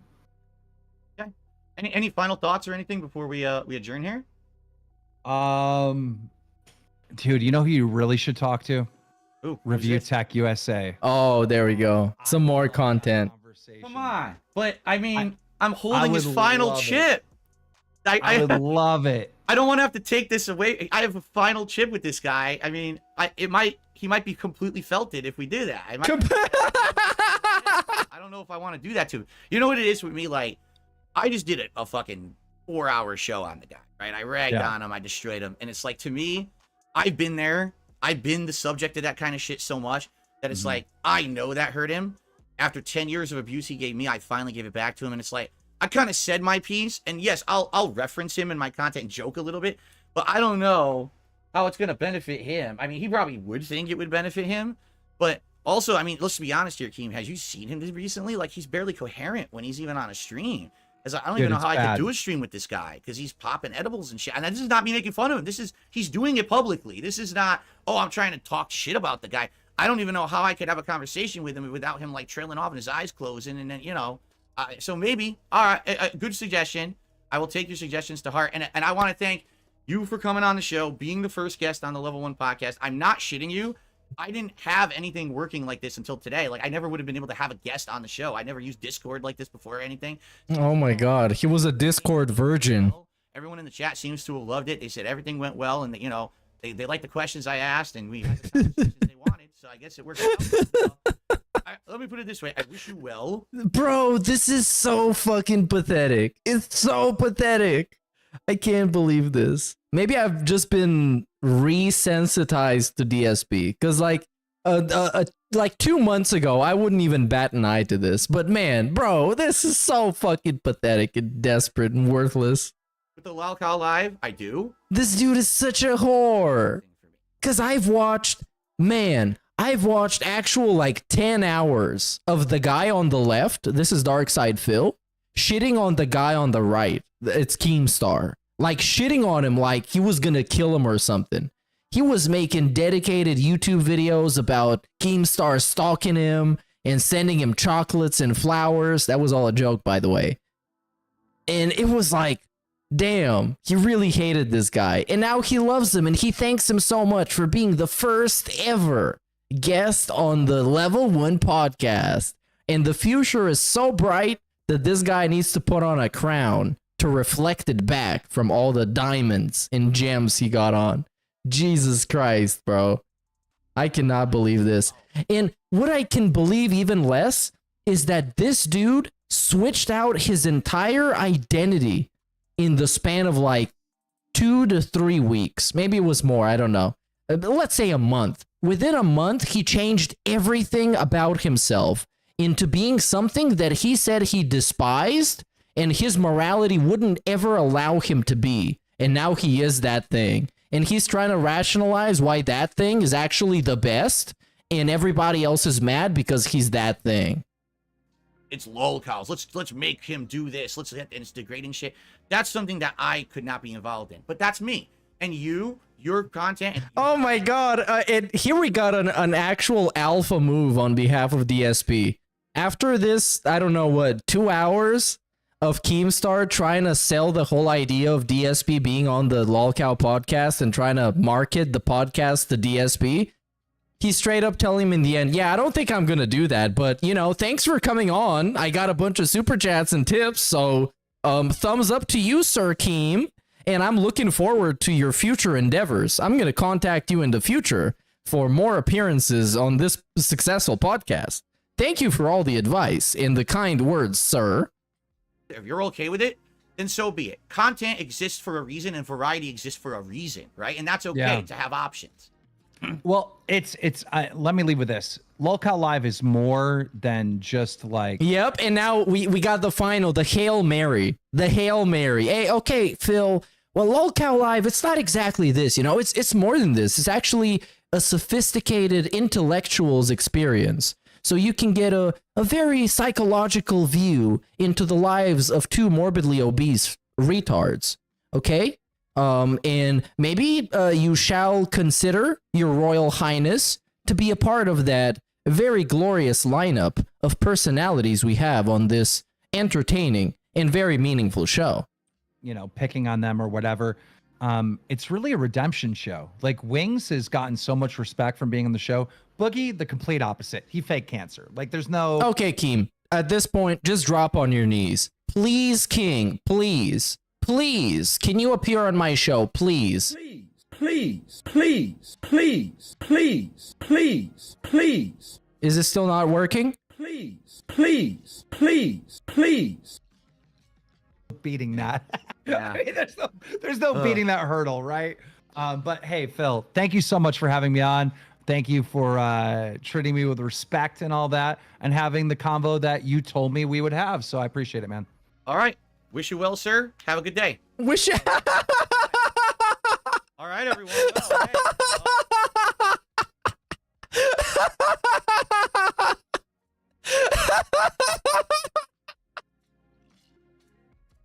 No, we're getting a replay on this. have a good day. Thank you for treating me with respect and all that, and having the convo that you told me we would have. So I appreciate it, man. All right. Wish you well, sir. Have a good day. I wish you well, sir. If you told me a year ago Darkside Phil was gonna call Keem sir and wish him well, I would have called you crazy and told you to kill yourself. And now I am humbled and I have been felted. Truly and honestly and sincerely felted. Take care. Bye-bye. All right, everyone. Well, hey, what happened? I don't know what happened, bro. I don't know. I actually don't know. You tell me. What do you think happened? So if you enjoyed that, please leave a comment on the video. The chat enjoyed it. Please leave a comment on the video. Let me know what you think. All right? And I would love suggestions for collabs and stuff. Of course, you have to understand that not everyone's going to want to do shit with me just because I had Keemstar on my show. But I definitely like to hear what you guys thought. All right? Now, if you enjoyed that, I'm going to do a follow-up video right now and a follow-up stream where I'm going to talk with my audience. We're going to decompress. I'm going to do shout-outs because, as you saw, there were no contributions or nothing. We're going to do all that right now. So that way, you know, it's fair for the audience. Not going to shut them out. But thanks for everyone here being respectful. The chat actually was quite under control. I hope everyone out there who watched this on demand enjoyed it. And again, suggestions for the future. I am open to them. I would love to hear them. But thank you for watching this very special edition of the Level 1 podcast featuring Keemstar. Peace out. Oh my god. Such a dick licker. Guys, here's what we're going to do. Okay? Number one, I'm going to take these headphones off. Oh my god. I just need to very briefly take the stream down because what I want to do is turn off Discord, and then all I can do is enable the camera here in my... Oh, this is gonna take like half an hour. I'm skipping this. Get the fuck out of here. Oh, he's back. Okay. I noticed in Discord... What do you notice? Contributions? Apparently Discord only runs at 30... Bro, fuck your frames. Who cares? And I was like, oh, that sucks, but what can you do? We're all here. We're good. We're ready to hang out. All right, so here's what we're going to do. All right. I'm going to owe you guys a ton of shout-outs and shit. I mean, that was ridiculous, the amount of contributions you guys just gave me while I was doing that. So obviously, I want to give some time to shout those out. And this is going to be a big decompress where everyone who wants to stick around will hang out with me and we'll have a good talk or whatever. Sound good? It's a Nitro perk. I have Nitro. Yo, he got Nitro. He's going fast as fuck. He's like Dominic Toretto. This is Fast and Furious 42. Because he's 42 years old. Slow and mildly irritated. Or slow and felted. That's the new franchise. Let's go. Obviously now it's about you guys, so I want to do that for you, okay? All right, here we go. Hello, everyone. DSP here, and welcome to a very special event. This is my decompression. Oh my god, now he's gonna suck his own dick. Daniel Keem, aka Keemstar, as my. And he gave his government name too. I might stick around for a little bit more, even though I got work tomorrow. It's not that late. I would argue it went pretty well. I know some people are going to say it went horribly, but I think that it went well. People in the chat seemed to think it went well. Yeah, that's what they said about your side-scroller's appearance. I'm now going to read through contributions that came in during the show. That's what I'm gonna do. Stop stealing my gimmick. And I want to be sure that everyone gets credit appropriately, because it would be messed up if I just ignored everyone's contributions because you all were here and you were very... Hey, you know what? That's right. Exactly. It's almost like that's what Stuttering Craig did, and you wanted him crucified for this because it made you look bad. So what if somebody says that Keemstar is a bald retard in a super chat? DSP gotta read it, right? Because they're owed a shout out, right? That's how it works, apparently now. And what if Keemstar has a really big problem that somebody called him a bald retard? How dare you shit talk me on your stream, Phil? I thought you liked me because you sucked my cock for 2 hours. Huh? I don't get it. All right. So let's go ahead and let's start. Let's start with the YouTube side of things. The YouTube side of things. Down here. Okay. So Medicur's Ghost had done a super chat and said, "Here's for the King's tax." The King's tax. Continue talking to other creators. This has been a modern golden age of content. Much love, The golden age of content. Hell yeah. As a standard supporter. A big dog. And he says Duty got demonetized. We talked about that on the interview actually. And what do you have to say about that? You have to wear your crown when Keem comes out. Come on, grave dance. Now it's the time, bro. This crown is like too small for a human head. Look, like it's too small for a human head. It's too small for your head because your head is malformed. Maybe one day I'll get a bigger one. Look like a Dark Souls NPC. And it's flat as fuck. Look at this. Look at how flat it is. Ah. Hopefully it doesn't fall. A human head. Continuing on. Purple Pickle Yum Yum. He said Keem to turn his mic gain down. He did. We fixed that. Thank you for that. Andy did a super chat. Get the mic sorted out. All right, and we did. Don't worry. It was only momentary. Andy did a super chat. How dare you call what Duty was doing Bloodsport? It's a reference to probably something we were talking about. Cabal with a 20-pound super chat. I'm a member on both this and Lolcall Live. This isn't a moment I saw happening even a couple of months ago. This is a W for all. Thank you, Cabal. W for all? Shadow with a whopping $50 super chat. Whoa. I'm proud of you for growing as a creator, DSP. He's growing as a creator. What does that mean? A guy who said he's never gonna do drama now does only exclusively drama? Wow, such growth. I'm so proud of him. He's growing. Next year, he's gonna be 43. Look at this growth. He's supersized. He's as big as Cat. See you going out of your shell. He's massive. Let's keep the DSP redemption arc coming. Hope to see you as an occasional guest on Lolcall Live. The redemption arc. Flush the duty. I'm loving the redemption arc. He's such a great guy. People who used to be my detractors seem to be coming around to enjoying the content. Thank you for that. Yeah, I'm a top DSP fan now. Thank you for that. Amber Heard's turd. Funny meme, but it's a little outdated. With a $10 super chat. This needs to be heard. Duty referred to chat as nobodies the other day. The guy who claims to be a professional detractor who has no actual content copies and pastes others.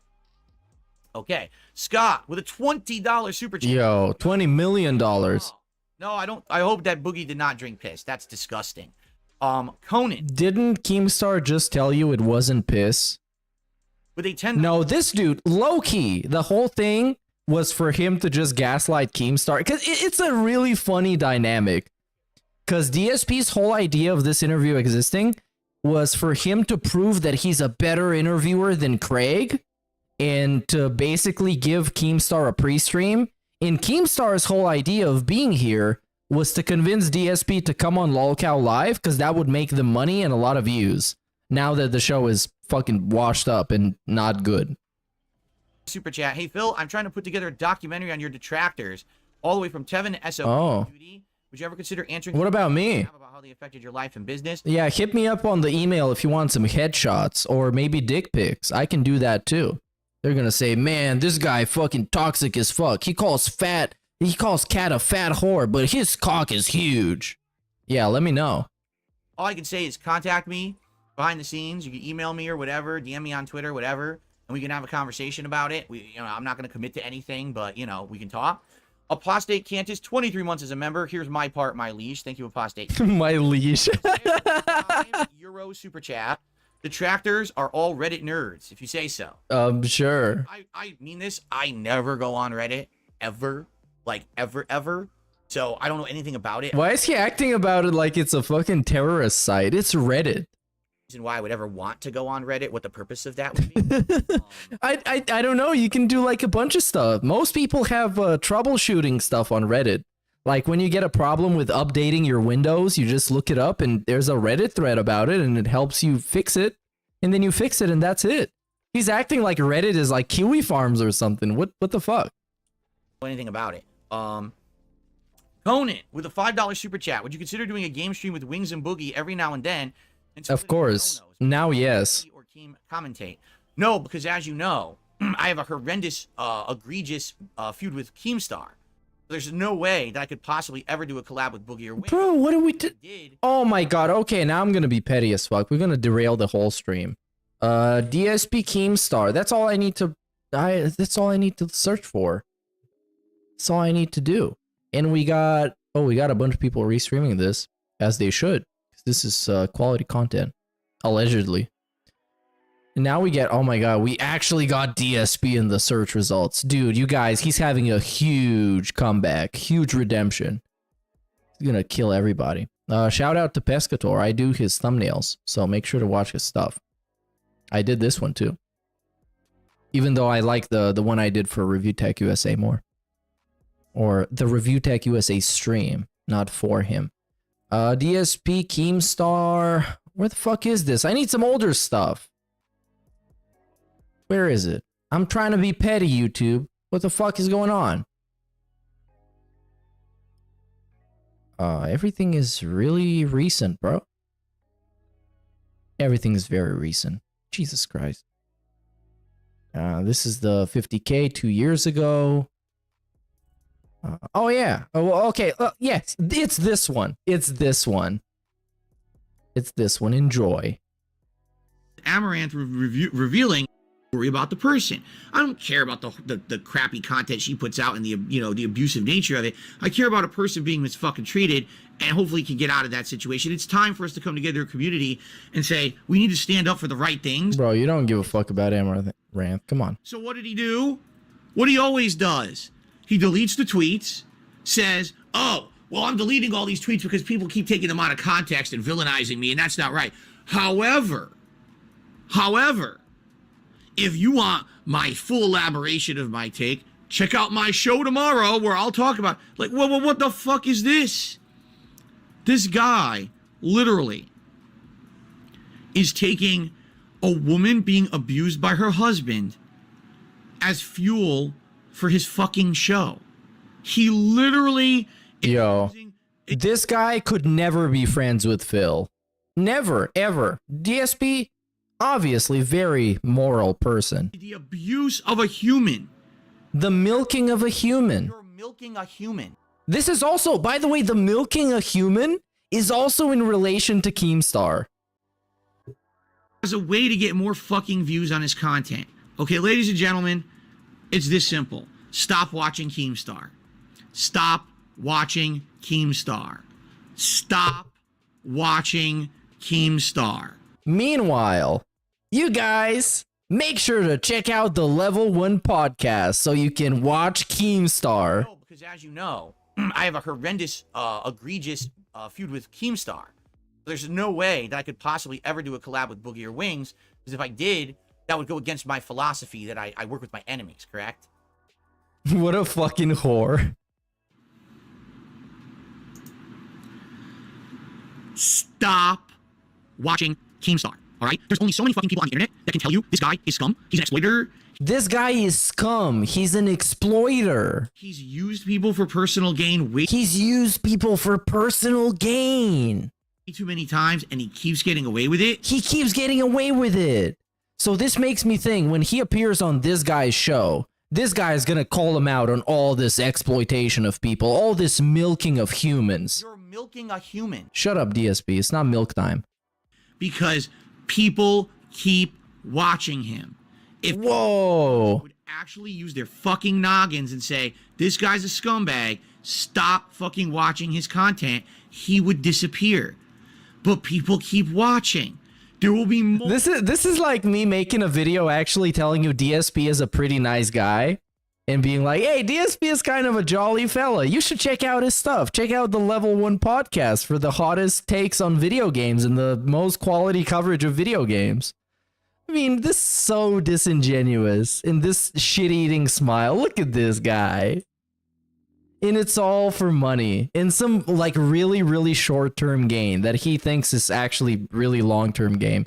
But that's what's funny about DSP. It always happens like this. Anyway, Whoosy did a super chat. Am I banned, Sup Phil? Yes, you're definitely banned. That's how your super chat went through. Hellion with a 10 euro super chat. Listen to Keem's advice. Keep doing collabs. Try to talk to Mudahar on Discord. Even talk to Dickers. Play fighting games. Yeah, talk to Dickers. Work your way up on the collab ranks. Even though I'm pretty sure if he talked to Review Tech USA, Review Tech USA would fumble it hard and he would get completely fucking eviscerated because he's that much of a loser. He's so big of a fucking loser that DSP owns him any day in any way. Happen now because we're going to have a conversation in a And it's not very easy for me to say that, but I have to say that because that's what I believe to be the truth. DSP owns Dickers. He's Dickers' dad. minute once I get through shout outs. I'm curious to hear what your feedback is on like collabs. Now that people are willing to collab with me and not just destroy me, you know, they want to have real conversations with me now. But I'm very curious what you would like to see. And what I would say is, here's the thing. There's some people I have a direct line of contact with. For example, if I wanted to talk to Review Tech, I could just say, hey, Review Tech, and he'd immediately know because when I talk, it's like a bat signal to him, and he immediately rushes to some kind of device to see what I said about him. You know what I mean? Like, I think like he, you know what I'm saying? Like immediately he's alerted somehow. It's the Phil signal. Doodle-doodle-doo. So he obviously would know if I wanted to do something, right? But there's other, like for example, Mudahar, we were talking on Twitter and he deleted his Twitter. Oh no. On Reddit, and I don't have his Discord, so I literally have no way to talk to Mudahar. You obviously you can't ever find his Discord that I'm pretty sure is very public and he would instantly accept you if you tried. But there's no way you can find it. It's impossible. I would love to have, because you don't have the Discord, and when you don't have something, you can't get it in any way. have a real conversation with Mudahar. Seriously, we were kind of, that's where we were going. It was going to be we played chained together, John together. There and joke or whatever, and then maybe we were going to branch out. What? But it just fell apart. He's getting Rambo flashbacks. I don't have the means to reach out to him. Maybe you guys do. That's on you. If you're interested in seeing that, say, hey, yeah, DSP would be interested in having a conversation with you or whatever. Okay. Maximilian, dude. I mean, he's kind of a different world. He's the FGC guy. I'm not FGC. You guys know that, right? You well know that I'm not an FGC guy. I play fighting games, but I'm not involved in all of that sphere of influence or whatever. Again, I don't think I would have a way to reach out to him, but I will say this, and you can clip me on this. I highly, highly respect Maximilian, dude, for what he did at a time when the good, you better, you know, was focused on gameplay. He reached out. He did creative series, like Assist Me.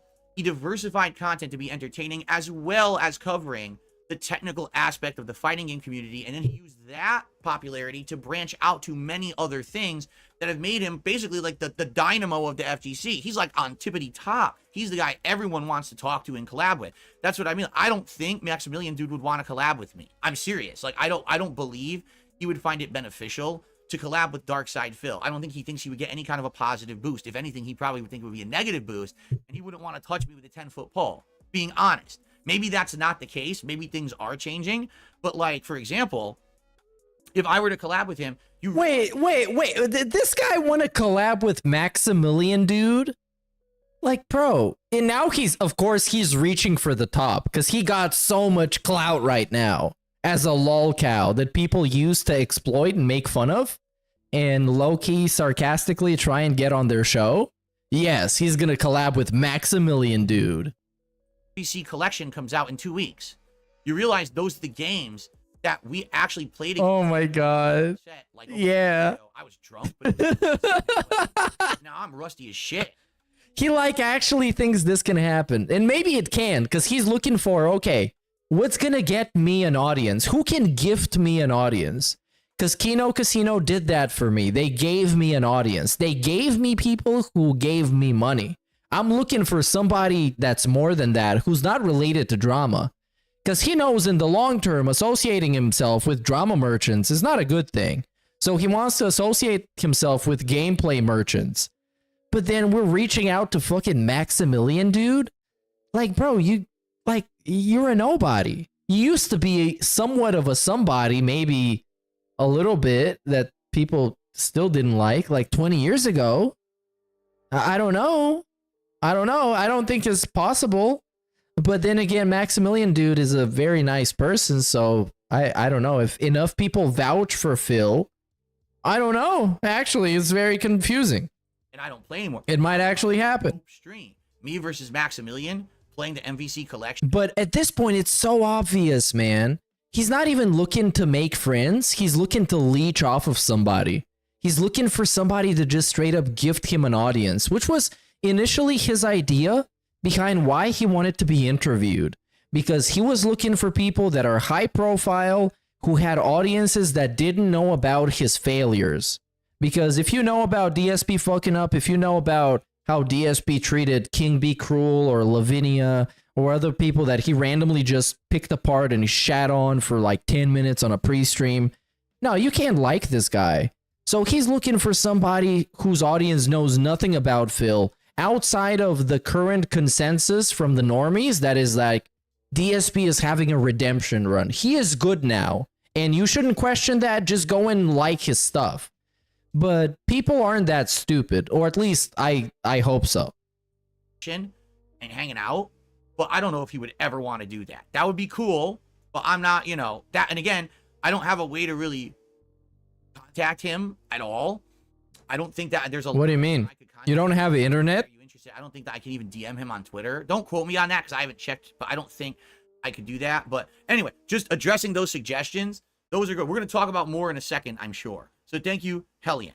CyberChud 2077, $5 super chat, Royal Stream. Thank you, CyberChud. Evan with a super chat, $2. Thanks for having Keem on. The King is back. Thank you so much, Evan. Andy with a $2 super chat. Let's get 1K likes. Thank you, Andy. Yeah, let's get he actually did though. Yo, this guy is winning so hard. He actually did get 1K likes. Look at this, 1K. This is the most positive thing ever. Doesn't show the dislikes because this attachment is unreliable. And I also haven't refreshed the page. But if I do, I'm gonna lose on the last 20 minutes. Resurgence. Been here since you went under King of Hate. We still need to play the Street Fighter. But this whole thing is just writing on the sand. And once the June the King documentary hits, is going to wipe away everything that's on the sand. And it's just going to be a clean slate of, wait, DSP is actually a piece of shit. Oh yeah, his detractors are pretty trash too. Because, they're haters online that obsess with him and make fun of him. But DSP is kind of a piece of shit. I was the Kimberly. Oh, okay, cool. Let me refresh here. Okay. But yeah, you better find somebody to leech off of, buddy, because yeah, this clout, nah, you don't want to count on it. And so I'm curious. I don't think, taking a look, I don't think that, just so everyone knows, I don't think that we've hit our daily tips goal yet. Why? Because I wasn't responding to tips. Trying to hit today. Yo, I cannot believe this.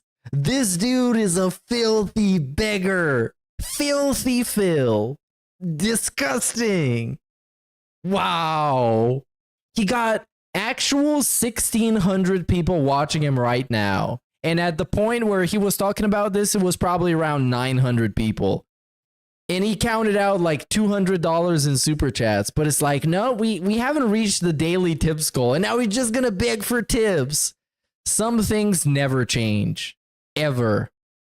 So I hope that we can hit it and keep the King streak alive. And he's going to hit it eventually, but he needs to beg for it first. Because now we're going to do a decompression stream, whatever the fuck that means. Let's now start reading tips. Because when the side-scrollers did it, they should have been crucified. So we start. And when DSP does it, it's a chill, fun, positive activity that everyone should do because it's interactive and it gives people what they paid for. Start off with a $100 tip from Bohi Pants. Thank you so much, Bohi Pants, for an incredibly generous $100. This guy is a high roller. I don't think he's going to mind me saying that because apparently he's also a high roller over at Kino Casino. This guy contributes in a huge way. Oh, my pop-ups are off. Oops, no wonder. Oh, so we got okay. Well, he then he hit the goal. Fuck. Now they're way up here and I can't see them. All right, hold on. I'll find it. YouTube pop-ups. Because I want to. Here, I see. Oh no. Oh, I hope it's not like a. Oh, bro, come on, get out of here. Just put it on the fucking leaderboard. 800 views. Wow, we have a ton of viewers. Whoa, a million.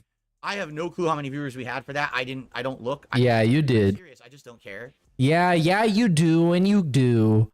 Because every time you have a video that pops off and gets huge in the algorithm, you make sure to pull up the YouTube studio. Come on, you can try and tricking the Kino Casino fans, because they don't actually watch DSP. They watch DSP to call him king and then leave. And maybe sometimes give him like $50. But you can't fool anybody else who actually watches DSP videos. As embarrassing as that sounds. I am very embarrassed. And to be a normal dude on the internet, I don't care about how many people it brought in or whatever. I just don't look at it like that. So I wonder how many we had. Because it's definitely going to be the highest stream I've ever done on this channel. There's no way that I pulled in numbers higher than that. It's not even possible. So Bohi Pans, thank you for a $100 tip. Okay, so I guess we hit the goal. Or did we? That is amazing. I don't think we did. Gunner glasses and a hat. No, we didn't hit the goal. Because we only hit the goal when we hit the third goal. You see how that works? Yeah, it's not misleading at all. It's very straightforward. Because he has 3 goals, but the streak is only extended if we hit all 3 goals instead of 1. Out and then we'll get things calmed down. Because he's very honest and transparent. He's not trying to fool anybody. I received a $10.01 tip from Shrek's Bunghole. Hey, there we go. Morse cat. Swamp smelling bunghole. And of course, he needs to describe how the asshole smells. That is outstanding. To receive contributions for the King's Coffers from Shrek. The King's Coffer. She's like lagging. There we go. Shrek's Bunghole for that. Bro, this is killing me.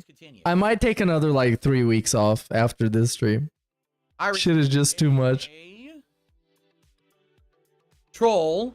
I received the troll. Received a troll. I put the troll down at my knee. I properly felted and throttled the troll with my royal scepter. Boop, right on the head. Just boop. This is so fucking cringe. The Muppets, it goes boop. So I pooped him on the head, and I held him like a football, and I just punted him through the throne room, down the stairwell, back into town square.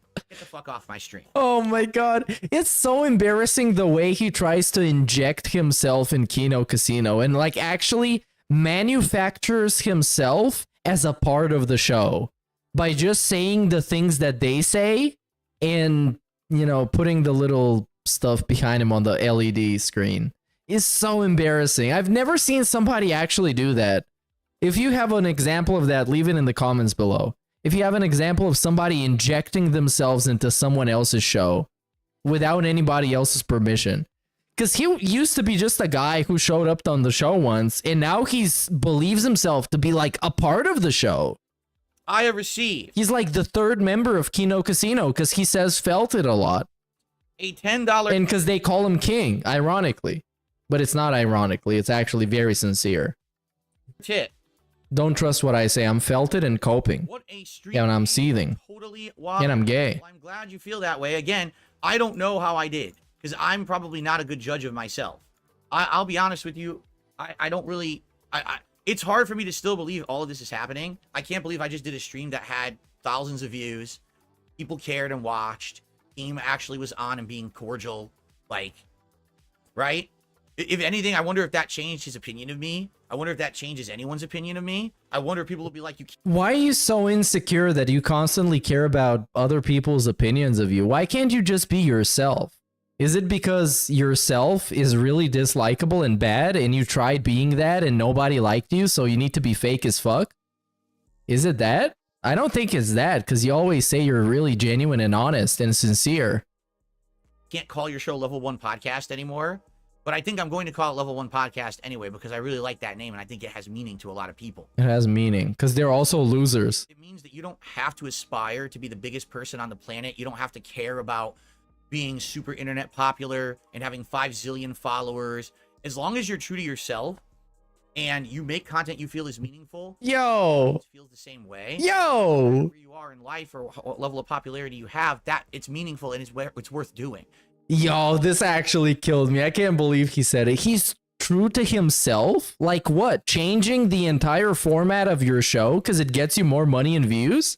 And going against your own quote-unquote morals of not doing drama content and pivoting onto almost exclusively focusing on drama content to the point where you're felting your biggest trolls? Really? That's staying true to yourself? Good job, Phil. I'm so proud of you, man. I'm crying right now. I'm so proud of Phil and his growth as a human being. It's worth staying the course against all odds of people being against you and what an empowering speech. This should be put in a movie. Just keep doing your thing. That's what it means to be on level 1. You know what? They should make Forrest Gump 2 and have DSP be Forrest Gump 2. That's how they should call him. Just straight up Forrest Gump 2. That's his name. I'm never going to be some giant E-celeb. I'm not going to be the level of Keem. I'm not going to be the level of, you know, any of these big Moist Critical and Asmon Golden shit. I'm never going to be that big, but I don't want to be. I'm happy being who I am and true to myself. And I think my audience appreciates that too. So, you know, I don't think I'm changing the name of the show or anything like that, right? Okay. Let's continue. I received a $5 tip from Super Snow Carl Super Snow Carl Turbo HD Remix. Oh, is the fake Snow Carl. DXP and wings soon, I hope. DXP. And, you know, we'll talk about this. This will be interesting stuff. We'll see what people are interested in doing. All right? I'm not going to commit to anything right now. All right? But we'll see. That was something that was supposed to happen ages ago, honestly. Okay. Someone in chat just said, well, I guess you're on level 1, but you have 19 unspent perk points. Just sitting. Whoa, yeah, he can level up to level. I guess that's a good way to 20? Remember, originally, back in the day when I played God of War 3 when it was new. So oh my god, get the fuck out of here, bro. Agree to disagree. You can way too uncommon these. Let's continue. Mozzie with a $5 super chat. Says, hey, Phil, that was a great collab. I like how you can agree to disagree, which seems way too uncommon these days. Appreciate this entertaining content. Here's the thing. When you agree to disagree, you kind of are like, you're good with someone now. But here's the thing. If you don't agree to disagree, you can be at each other's throats forever. Why don't you just agree to disagree with Duty and all your other detractors? Because I guess you can do it with anybody. He just agreed to disagree with Keemstar, a guy he fucking hated. And he told everybody to stop watching multiple times. Because he's a drama merchant, he's a misery broker, he's ruining people's lives, he got somebody to kill himself, he made somebody that kill himself. Like, what? Yeah, I guess. I guess you can. You can constantly take jabs and be not okay with someone, and then you can keep making content that prints money. Do you see? Controversy creates cash. That's what Eric Bischoff said a million years ago. What? And now we pivoting onto wrestling? When he was the head of WC. But that's what you just did. You made a money stream with your biggest nemesis, and you crotch chopped the crowd. Speaking in wrestling terms, and also DSP terms. CW, wrestling. I get that. But I don't want to constantly be at each other's throats. That's not the kind of guy I am. I don't want to be Mr. fucking drama queen, insult, constantly afraid that someone's going to say or do something fucked up. I just don't want to be there. I want to be a better person than that. Because number one, I think the content would be better without it. And number two, quite frankly, I realize that I have an influence on people who watch me. And I want to be, you know, someone who's representing good morals. I don't want people to be like, oh, that guy, you know, Phil got popular because he decided to be an asshole and step on everyone. That's the opposite of what I want to do. Do you understand? So, yeah, that's my mentality anyway. DZ. Whatever you say, man. $5 super chat. Phil, whoever you hired as your PR manager needs a raise. You've been in the trenches for so long. I guess Kino Casino needs a raise. Because all they had to do is just call him king and have him on a stream once so he can be the best version of himself possible and appear personable to people that know nothing about him. I guess, sure.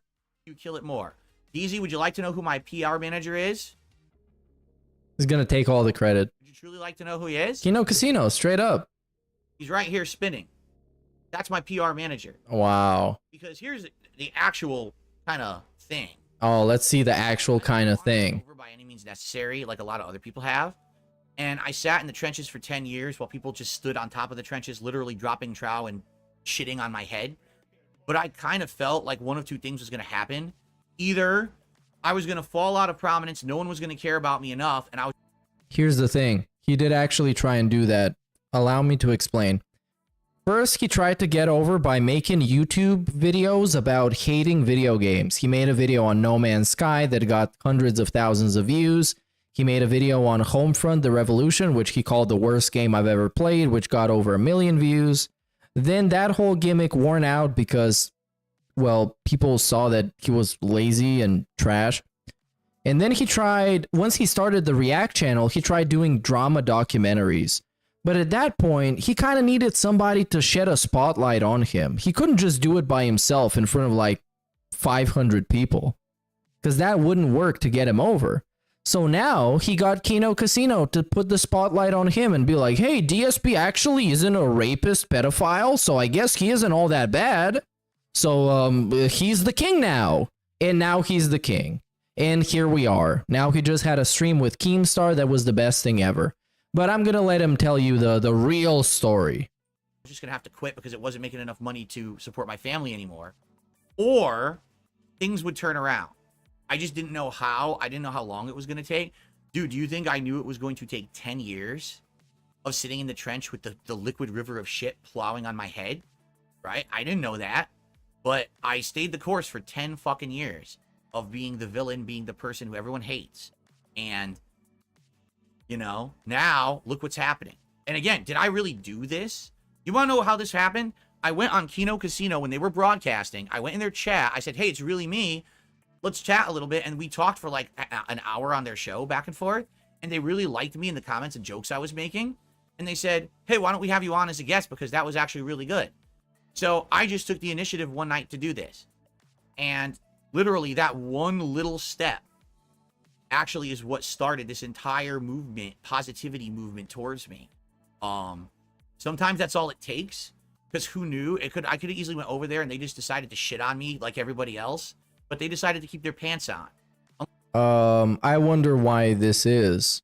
I really wonder why this is. Could this be that DSP is much easy to make money off and views off if you pretend to like him and then get him to make a bunch of content for you where all you have to do is lean back and just let him do his thing?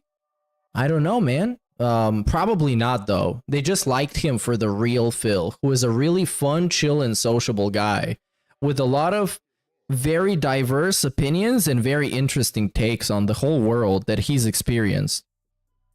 I'm sure that's the truth. Like everyone else unloading feces, they decided to keep their pants on. Because as they've literally said this in the past, and they actually said this after he was a guest on their show. They said that people don't know how to troll DSP, and that the best way to troll DSP is to get him fucking hyped up. Because shit like this happens. Literally.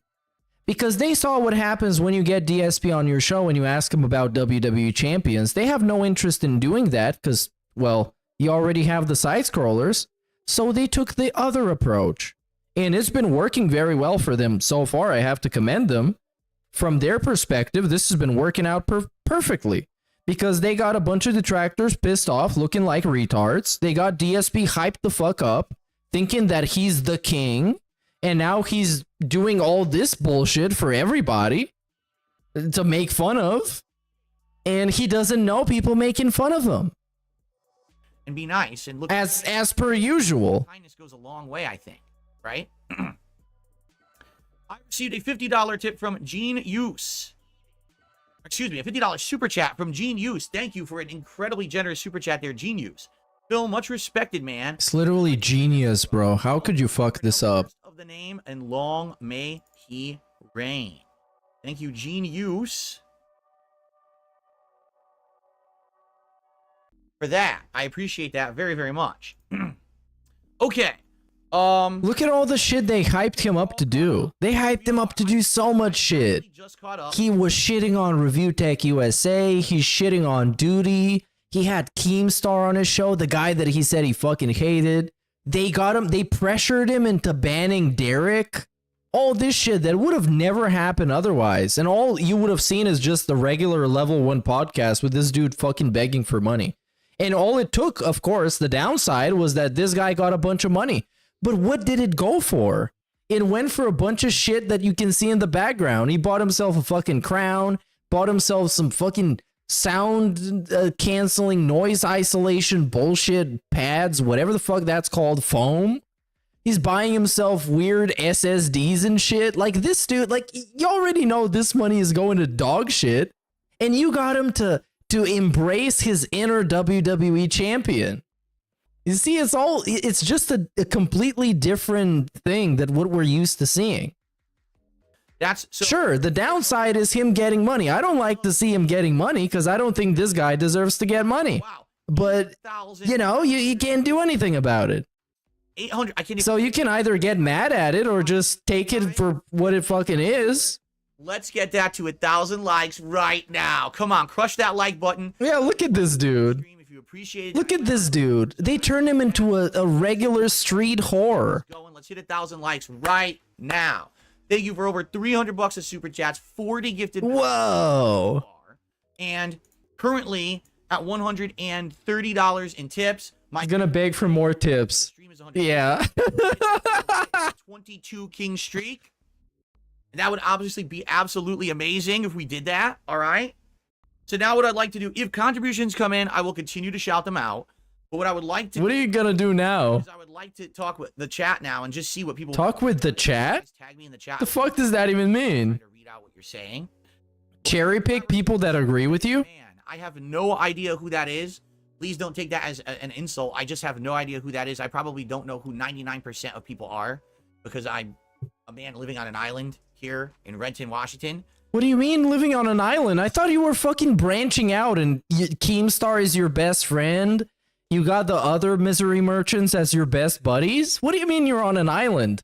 Bro, you're in the social club right now, buddy. Enjoy it while it lasts. Snort fort, as they like to call it. Oh, wait, the snort fort? Know who 99%. Now we're just straight up embracing DSP memes.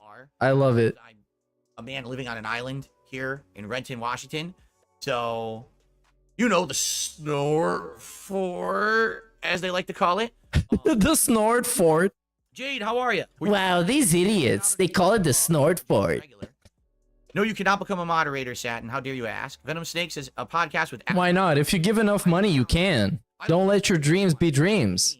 Call him king and give him like $200 and you yourself can be a mod right now. So I wonder what we would even talk about. Like Keem I have history with. I can talk and do like interesting topics. I don't know jack about Asmongold. You know what I'm saying? Why not? He called you something once. So you can have him on your show and leech off his audience. Oh, wait a minute. First of all, you're gonna get like 1,000 extra views. Why not? It's good for you. Okay. Super chats. Lucy did a super chat. What's for dinner? I don't know. I'll eat my carpet. I don't know. Not thinking about that right now, but thanks for the super chat. Scott did a super chat. I'm somewhere in the... Well, you're usually thinking about it right now, so I don't know. What's wrong? In years, keep it up. That is literally the kind of content that I want to create for you. I'm not kidding. That's the kind of content I actually really like making. That was DSP Asks It.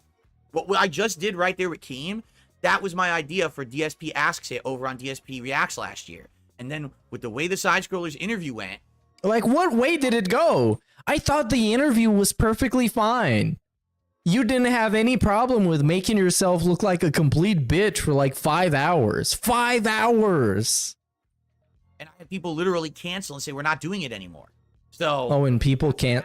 Wait, what? Now the narrative is that people canceled? And we're like, oh my god, Phil, I can't believe you spend money on WWE champions. I can't be on your show anymore, pal. I'm sorry, this goes against my principles. That kind of content. People canceled. The Side Scrollers interview went, it fucked me. And I had people literally cancel and say, we're not doing it anymore. Yeah, sure. That's what happened. So if you like that, It's almost like Phil canceled it because he thought, oh man, anything I do right now is going to make me look like a complete... What happened? Hold on. Is the mic on? The mic is on. Laptop just randomly restarted. I guess it got felted, you guys. It got completely and utterly felted, and I got destroyed in real time, and you all got to see it. Phil won. I can't stand it when Phil wins. Let's resume, everybody. Welcome back. I almost thought I got felted in real time by Phil. I could have never got over that. how grateful I am to you guys who have been. And he's grateful to his core audience.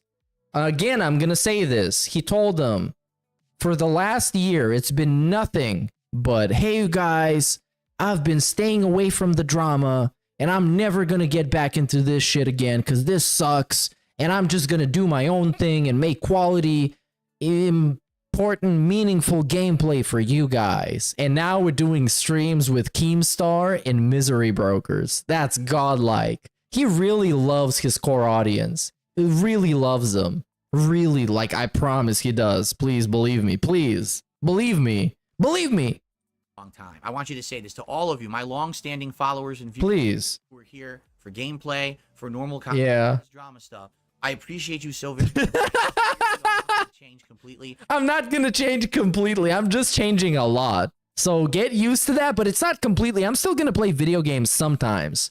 Okay, every once in a while, when a long-term fan says that they're leaving because it's getting too dramatic, you know, I'm gonna play like a video game or something. I might play some Street Fighter. I may play some like Nintendo game or whatever the fuck people are playing right now. But I appreciate your something. Anyways, I've just received a $50 tip from King Phil the Felt God, who says, "Man, Phil, you really felt it, duty streams today. Long live the king." Thanks, man. There may be a little bit more variety of content coming up forward, but I'm not going to change who I am. I love video games. I want to keep with all of you. Not even he's believing this shit. It's so fucking trash. I want you to know that. You guys kept me afloat for 10 years when the entire world hated me. You understand that? That's a meaningful connection that I am never, ever going to forget. That's why when people say to me, well, what's your plan? Are you ever going to stop streaming? No. I don't have a plan. So much. I'm a bitch. That I feel like if I were to stop streaming, it would be like you would lose someone who you rely on to hang out with and have content from. I don't want to do that. I'm not saying I'm going to be an insanely full-time streamer till the day I die. I probably won't stream my death from the hospital, but I'm pretty sure you would. Okay, let's be honest here, pal. I'm pretty sure if DSP was dying in the hospital, he would stream it, or at least he would be aggressively posting about it on Twitter. I can guarantee you this is happening. Way with content, whether it just be talking or whatever, you know, we'll have to see as I get older what's going to happen, you know. But I definitely don't want to lose what we have, because I realize how much it means to you, and you have to understand how much you guys mean to me who've been here for 10 years. All right, thank you so much for that. Anyway, they've been through the ringer and they took abuse with you. Exactly right. I know that every time that I took a blow from my detractors or from side scrollers or from someone else, you guys took the blow along with me. Andy and Ash reserve respect for understanding. Oh yeah, you know all about blowing, bro. You got the blowing covered. I was assured of that today. You know all about blowing, especially when it comes to dudes. How they're going to react to all of this, what just happened in that interview and everything. You know, I'm just curious, like, what would their thoughts be on how that just went? Obviously, I'm sure eventually they'll like react to it and shit. He cares so much about the opinions of these two dudes that are not even like, I mean, like, why do you care so much? They're neither intelligent or anything. They have a fucking drama gossip show where they yell about lolcows on the internet, which is why I like it. I wouldn't have liked it if it was like an actual intellectual show. Oh my god, he's so like, oh my god. Okay, let's see here. Oh my god, I wonder what my friends are gonna think about this. Yeah, they're gonna react to it at some point, I'm sure. They're gonna tell us a feeling. They're gonna call me king. That's all he wants. All he wants is for PPP to call him king and Warski to just yell out something. It's like, whoa! Yeah, that's all he wants. God damn it, this dude is so transparent. I've had toilet paper that is thicker than him. And I still do. Bleh. I have a lot of messages coming in too on my phone and stuff that I'm gonna have to read later. Apologies if people who know me personally are like emailing me right now and tweeting me and shit. I can't read it right now. Ooh, like what are you talking about? People that know me personally, like what John Rambo has tweeted at him or has wrote him an email and be like, "Hey Phil, I like you now. Let's make out." Well, what are you talking about? To try to read it today and tomorrow and everything. It's probably gonna be a long time to get through everything. Thank you for that $20 tip there, Andy. Sorry I lagged on playing your animation. I got distracted. Now let's swing back to the YouTube side of stuff.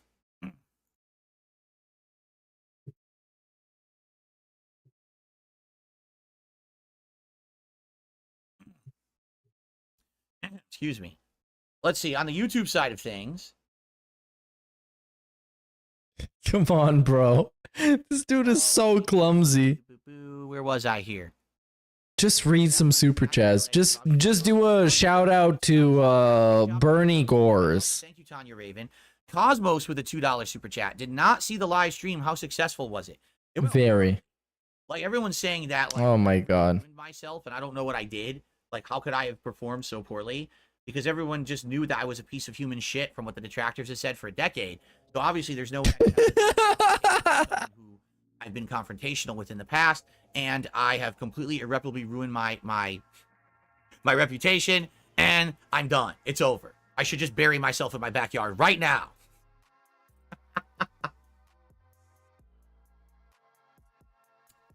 This is so cringe.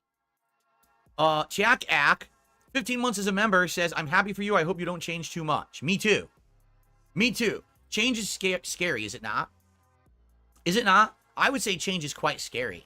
That you don't know what the future holds. You don't know what new risks you're putting yourself. What risks, bro? You're just making content on the internet. We're not actually talking about actual change. You're just making videos about drama. Excited about this newfound popularity, and as long as I stay true to myself, I don't get big-headed like I used to be back in the day. You literally are right now. Probably next week by June the King About Me, you're gonna see Mr. Big Talking, Big Shot. Bro, he is so paranoid about that. That would be a long abbreviation. How many letters would that be?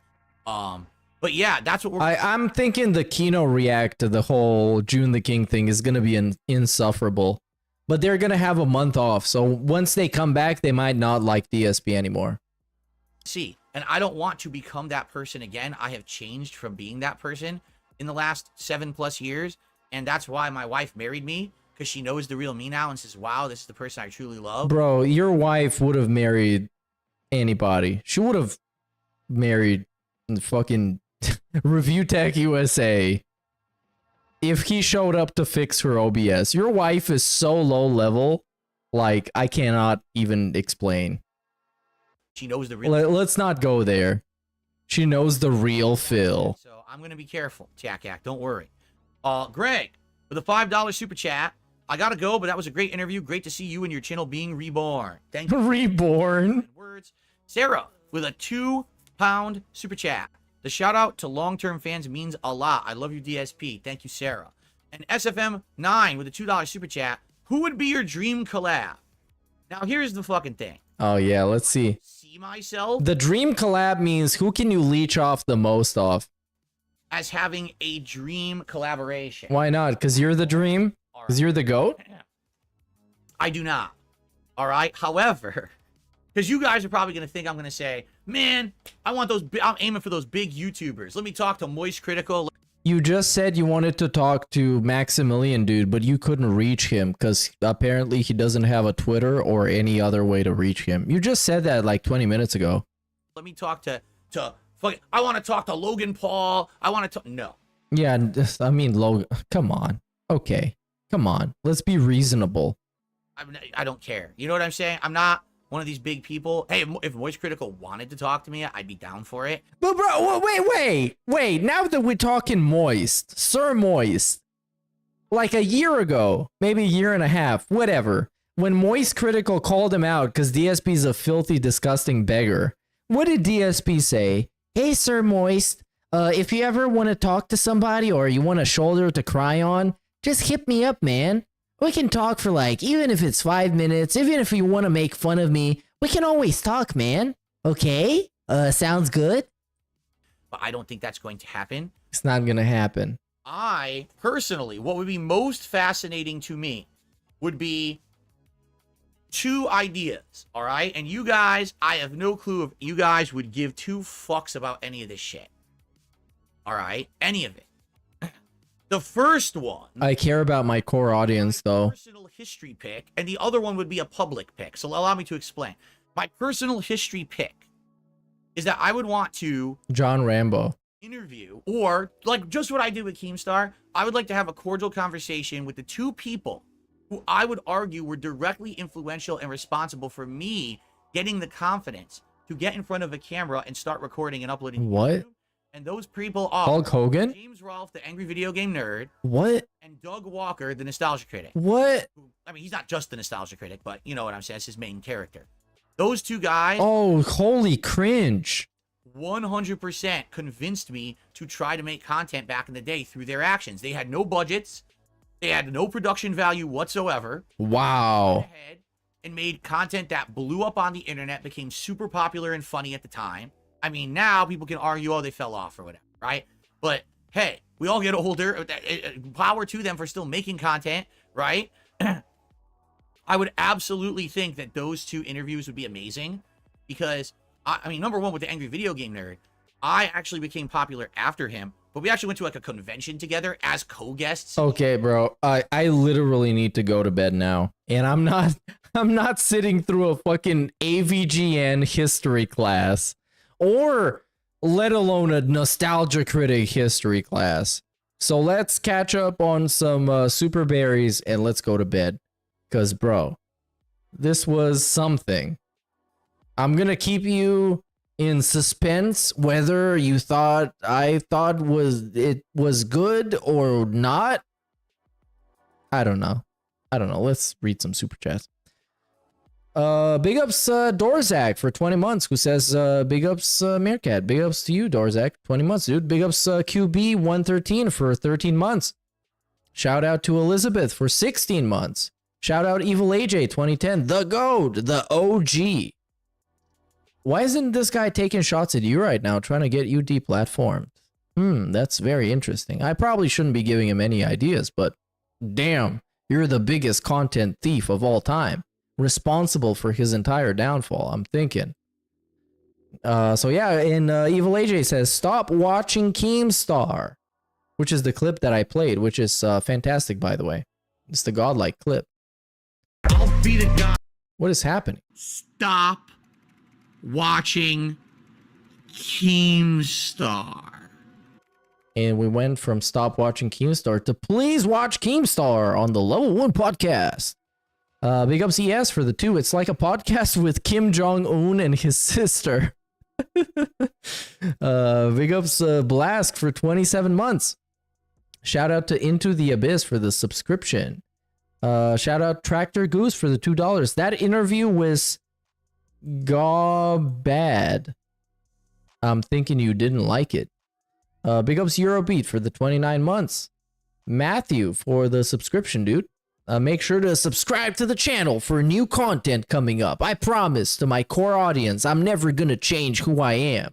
And I will always be disliking Phil. Unless he redeems himself, in which case I'm gonna love him. And he's gonna be my GOAT and my God. And he's gonna be the best. And I'm gonna love him a lot. Big ups Hosku for the membership. Shout outs to Redbird for the $2, and he says, Phil makes money now. Can I cry on your shoulder? You can cry on more than just my shoulder, buddy. You've earned this. You've deserved this. You can swing by any time. Know what I mean? Shout out Lyrical Thesis for the 2. These hoes ain't loyal. And he definitely isn't loyal. He's selling to the highest bidder. And right now we're looking for the highest bidder. So make sure to find somebody who gives a fuck about this guy so they can gift him another audience that's going to throw money at him. Make sure to do that. Big ups, Mr. Pika fan, 15 months. I've been a mature adult for 15 months. Congratulations. That's not too long to be a mature adult, but it's very long to be a member. So I appreciate that. Big ups. Shout out to Movie Sign, 28 months. That's like more than 2 years, dude. Man, I did the math correct. That must be crazy. Shout out to JE5150 for the 5. He bought all the junk for his setup. Imagine all the slop he's buying behind the scenes. Never forget, DSP is the ultimate consumer. I can only wonder all the stuff he's bought behind the scenes, man. I guess we'll never know because we're not ever getting a house tour, but imagine if we do. There's a bunch of random actual garbage. Actual garbage, like statues. Maybe he started buying statues again. That would be crazy. More statues. I would love that. It's like, okay, guys, I've reignited my passion for gaming merchandise. And he bought a big Millennia statue from Elden Ring. It's like, remember when I fought Millennia? Wow, that was so fun, you guys. So I bought this like $3,000 statue. I'm still paying it off, by the way. So all contributions are appreciated. We're still trying to hit the level 2 tips goal. I mean, the King's goal. Yeah, big ups Blackmate 666 for the 5. Jade's mom needs to up her tip game or she'll lose the babysitter. But I mean, at this point, Jade is kind of clocking out. Jade is here just for the chill and fun vibes, and we've been getting a bunch of drama shit, so I don't know, man. Jade might become a fan of mine if I start playing video games and have a patchy goatee. Who knows? He might not even tell the difference. Big up some Gator for the $2. His hair shame is becoming as crooked as his mouth. His hair shape, I believe, is what you tried to say, but I'm not going to put words in your mouth. But I agree with the sentiment. Big ups yes for the 2. Frank the Tank is not coming back, honey. He's gone. Rest in peace, Frank the Tank. We will all remember him for the way he was doing something to Cat. I'm going to be nice this time. Big ups Francisco for 21 months. And big ups Johnny 5 for 31 months. Johnny 5, one of the OGs, dude. One of the OG mods. One of the legendary mods. He should get a prestige like in Call of Duty. Hey, duty. I said duty. That's a shout out or a reference, depending on whatever you want it to be. Anyways, Lil Piggy the Bus Day remix. This is the outro. Thanks everybody for watching. I'll be back again on Friday probably. I want to watch that Null interview. And then I want to watch a bunch of other clips that this dude's been doing because this dude's been something else. So anyways, keep it flat, keep it real, yong in and yong out. I just want the bust. Oh man, bust. Give me the monster. Bust. Wow, it's big. Bust. I just want the. I just want the. I just want the. I just want the. I just want the. I just want the bust. I just want the eating. I just want the. I just want the. I just want the. I just want the. I am fucking based. Eating. Kiss my fucking ass and lick my balls. Fucking eating. Oh, he's doing a meme. Oh, this is cringe. Eating. I just want the bust.